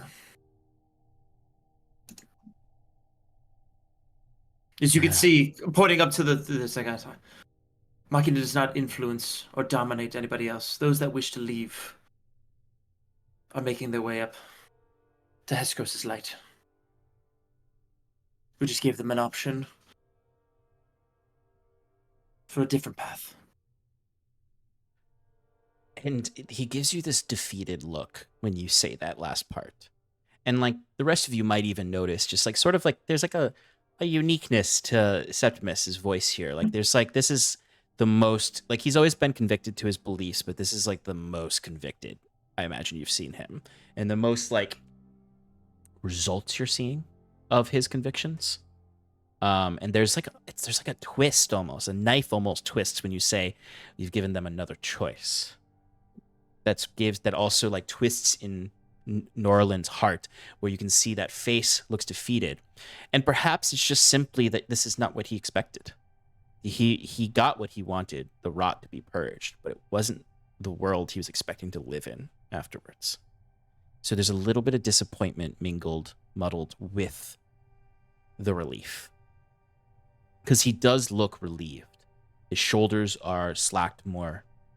There's a weariness that comes with great change. When they finish this conversation, Fion's gonna go up to Norland and take the bloom of gloom plant off of his shoulder and hand it back to him and say, I believe this is of Pescos to replace what we took of you earlier. And this brings a little bit more joy to him as he's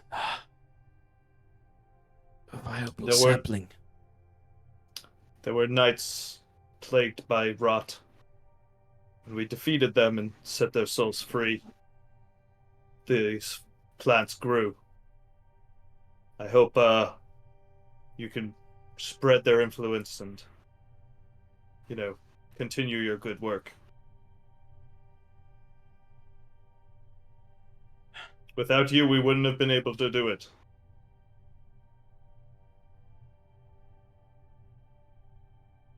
Well, you've done your duty, and I thank you for this gift. You will head to Secanto now? After a good night's rest, we are exhausted. If that is, we are still permitted to stay. Oh, and also, Declan here is going to need a place to stay. Hello.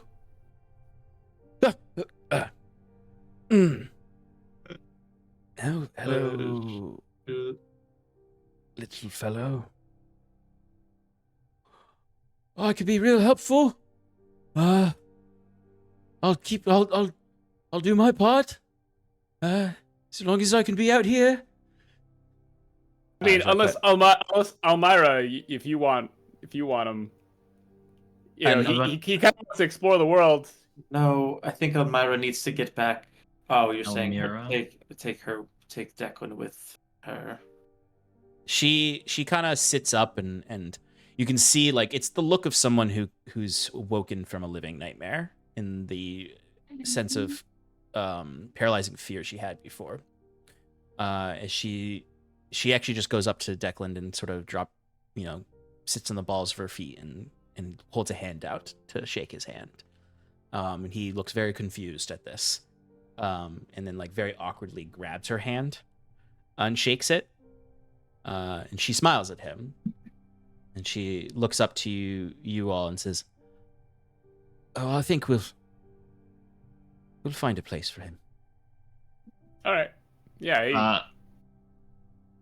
Jacques, while this is happening, is going to use a spyglass to make sure that the is still utterly nearby? seaworthy is still out there.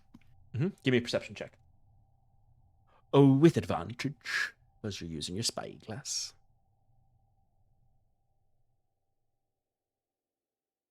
That's just gonna be a 16. It's hard to make out but the fog is clearing, so you can see the silhouette of it in front of the sunset through the fog. So you can tell the ship is still out there. It has not left or been sunken or anything like that. All right. Jacques is going to use. I don't know if minor illusion would be more powerful than just like using a lantern, but he would use something to basically start to signal the ship as he goes, let's make sure that you actually have a way out of here. I wouldn't want anyone to be stuck here. If they don't want to be, that is, he says, looking at Norlin.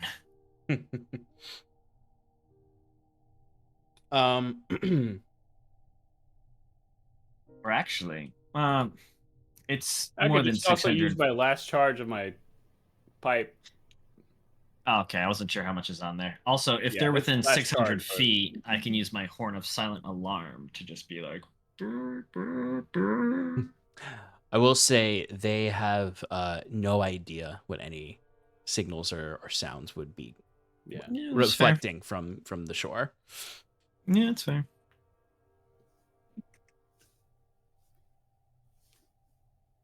Bruce takes a long drag of his pipe. Yeah. For every word you go over 25, it just causes coughing fits. Yeah. We'll send your Elvis. daughter back. No, they need to come here. We don't have any way of her to get there. Okay. Yeah. Tell them the harbor is safe and that they can come in. It might be a little hard with the detritus. The harbor is safe now. You can come in. Your daughter's safe. Your daughter's safe. Yeah, I'll say, given all the ups in the beginning, that it like cuts off right as you say your daughter. But you do get the message that the port is safe and can be accessed now. Yeah. Well, in the morning I could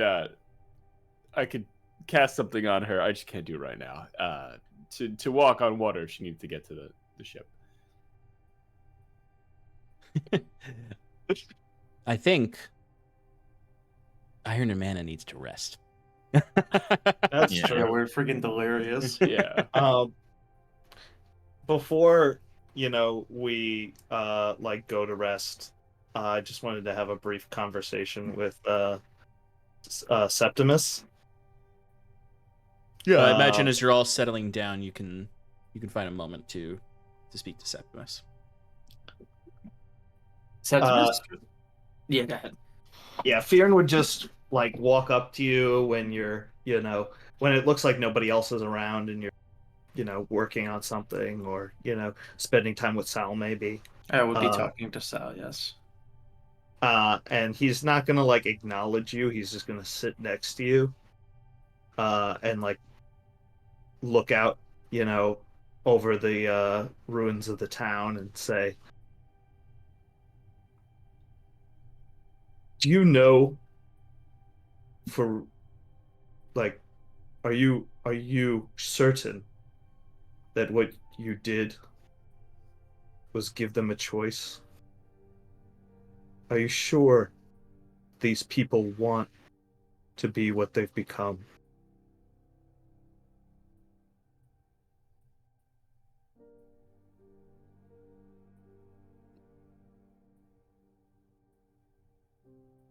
I'm sure all of them wanted to not be dead.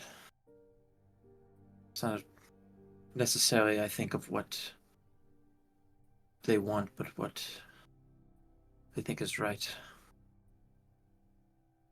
Maybe they feel that the time was cut short. And they have an obligation to this town. But I do truly believe that I'm not forcing anything or submitting anybody to my will. You believe that you have an obligation now. One to give them their second chance to be better than what they gave up.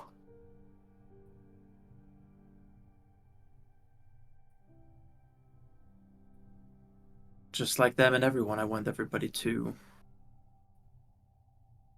aspire for something greater, or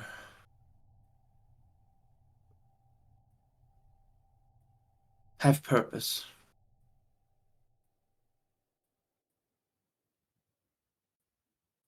One last question. If you discover that they are bound against their will, if what this coil that this machina's guise that they now inhabit is not of their choosing, will you let them go? Is there a way to free them?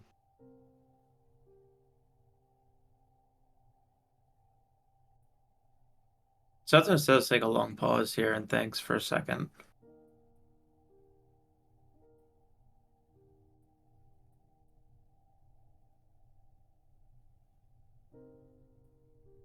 But then looks up and responds.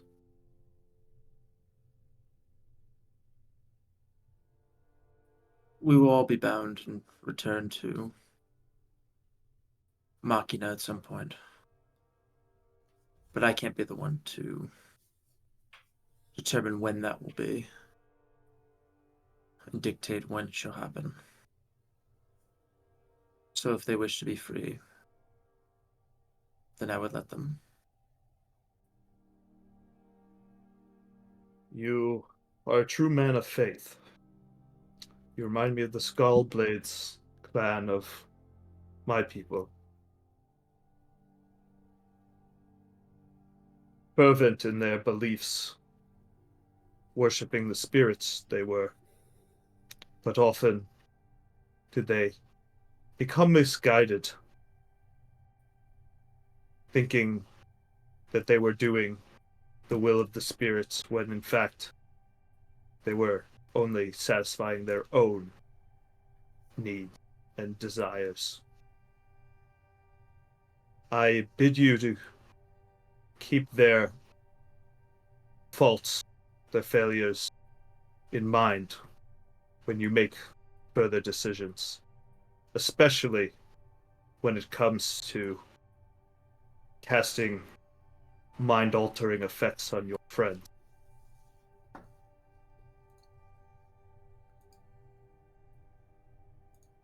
And he's just going to walk away, not waiting for a response.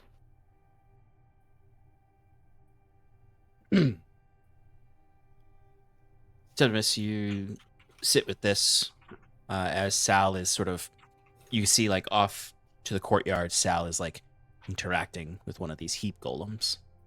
You just sort of see Sal like holding up a hand, and the heap golem like learning how to be a machina, holding up like what you guess is a hand. That is just mostly like planks of wood and old detritus that just sort of slowly touches Sal's hand. And they're just sort of holding their hands up to each other as Sal just looks back to you as Fearn walks away. And you all can take your rest for the evening. It starts to rain outside as you find somewhere to curl up in the shack, unless you're gonna Bruce's tower, but I think you need spell slots for that. I do need a spell slot, unfortunately. Yeah. So you guys are gonna be a good old fashioned adventurer heap inside this shack with your bags. Good old cuddle puddle. Any compulsions by anyone? There are two people who will feel a sense of compulsion. Fearn and Jacques, you can give me wisdom saving throws to see if you're going to spend an hour at the start of this rest to try to unlock this. Ian is sleeping on his stomach on top of his bag. 16. Okay, so Sean, do we get a long rest before I roll it? No, you get it after. All right, well then I can't use any of my things to affect this roll. 1. Jacques, you actually fall asleep peacefully without feeling the compulsion. You may be thinking about it as you're resting and thinking like, tomorrow morning I'm going to get the fucking box from Fearn. Fearn, you wait until everyone's asleep to take out this bleed box. Out. Oh god. Fearn, give me an investigation check. Oh my god, I can't even roll with things for this either. 15. Woof. That's good for me. 15? That's not bad. I got a +1. That's not terrible. But he said it was a crazy high DC, so I don't know about. Well, this is for you Although- solving it? Although, No? Sean, keep in mind that he only did it quickly. I could spend as much time as I want on this. Everybody's asleep. I could DC spend a is whole still- hour. The quick one down there was to establish the effects of it. The attempts to solve it are always take an hour now. So the first hour of Okay. your long rest is you attempting to solve this puzzle. You take 42 points of psychic damage. Oh. Okay, I'm bleeding. I'm dead. You all would wake up to a shout, a cry from Fearn as he then falls unconscious with this puzzle Like box in his hand, like kind of Yeah. like when you fall asleep with your phone, you're like, Yeah, basically. Yeah, or I'd actually imagine like his arm fell and the puzzle box landed on the floor next Much to more him. dramatic. oh, Yeah. But The Fearn is Pentagon. dying. no. Ah, damn it, Fearn. Septimus will go to reach for the puzzle box. Okay. And try to shove it into Bruce and be like, put that in the freaking bag. Okay, all right. What's happening? Fearn, give me a death saving throw. Con, right? Mm-hmm. Oh, is it a con saving throw or is it just a con check? It's Not saving throw. Either way, I got above a 10. Wait, Success. for what? How did death? Death saving throw. No, I think death saving throws are just. It's just a It's D20. just a D20. It's just a what am I D20. saying? Yeah. Yeah, it's not a con Oh. save. It's its own type of save. Because you can gain benefits to it based on other items and backgrounds and stuff. So it's just a regular 20. What'd you Okay, get? so if we're taking the same roll minus the modifier, it was 11. Okay, that's a success. Does anyone have anything? I don't have anyone medicine Luckily- kit. Luckily, Septimus does have spare the dying, so he will Okay. stabilize him with a Okay, nice little cantrip. So, Fearn, you that. basically knocked yourself unconscious for your long rest here, where you now will sleep off the effects of it. But he goes back to normal. He's no longer dying from the effects of it.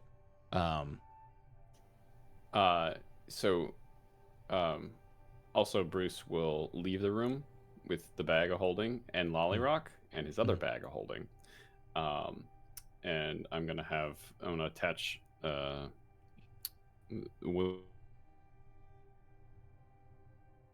Oh shit, we're so close to getting through this without it freezing.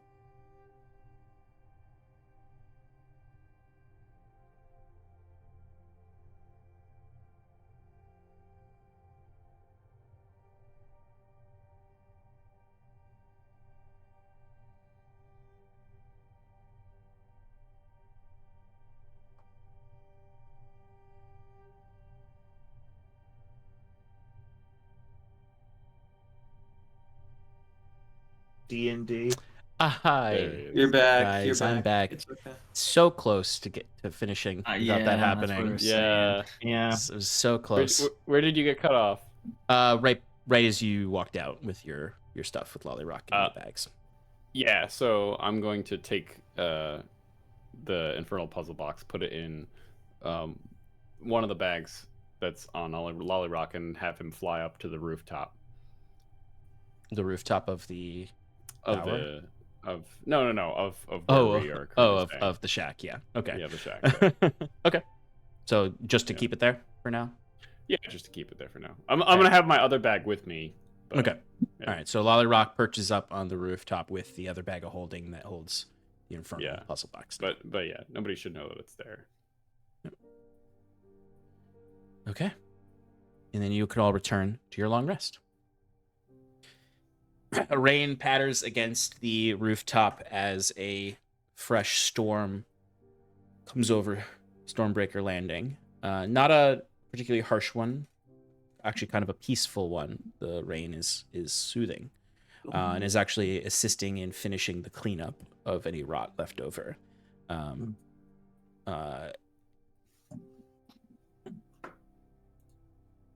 As you rest, up at the top of the tower. Don't touch my flame. Well, first, actually, not at the top of the Fire. tower, in the Yeah, fire. alchemist's lab, amongst the detritus there and the corpses. A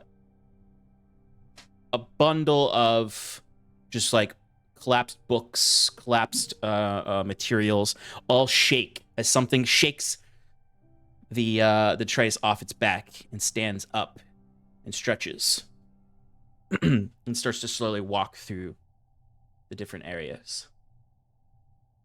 Footstep. Estos is somewhere locked away in the quarters, doing his own work, as this entity is just wandering around. Where did you Curious. come from? The alchemist lab? The Alchemist Lab, where Bruce's wild magic surge blew up a bunch of times. And there was Oh, no. one thing that I said, you have a foreboding feeling.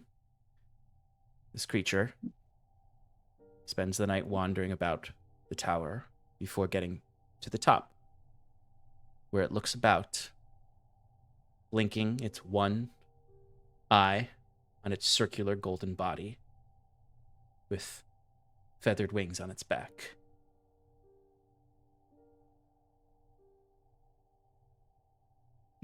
Curious world. I've arrived at Arden early. The march. But I have a sense that I should be finding someone.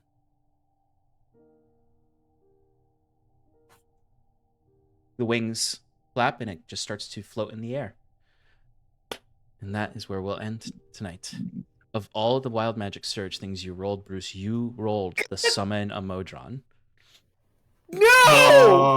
Oh my god. Of all the wild magic you could have rolled in that 10 surges, one of them was you summon a Modron.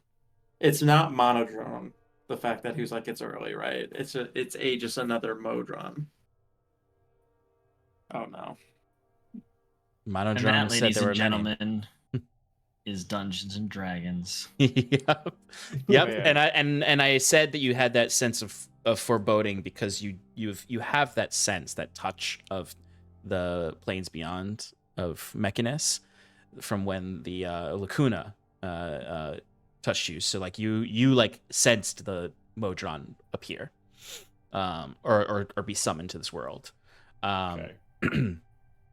So that's where we're gonna end tonight. A new Modron has entered the chat, and we although the nice thing is they get their long rest and they get their level up.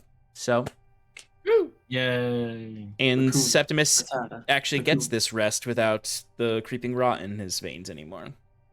So finally, after like 6 sessions of him being exhausted, he's no longer exhausted. Finally, a good night's rest.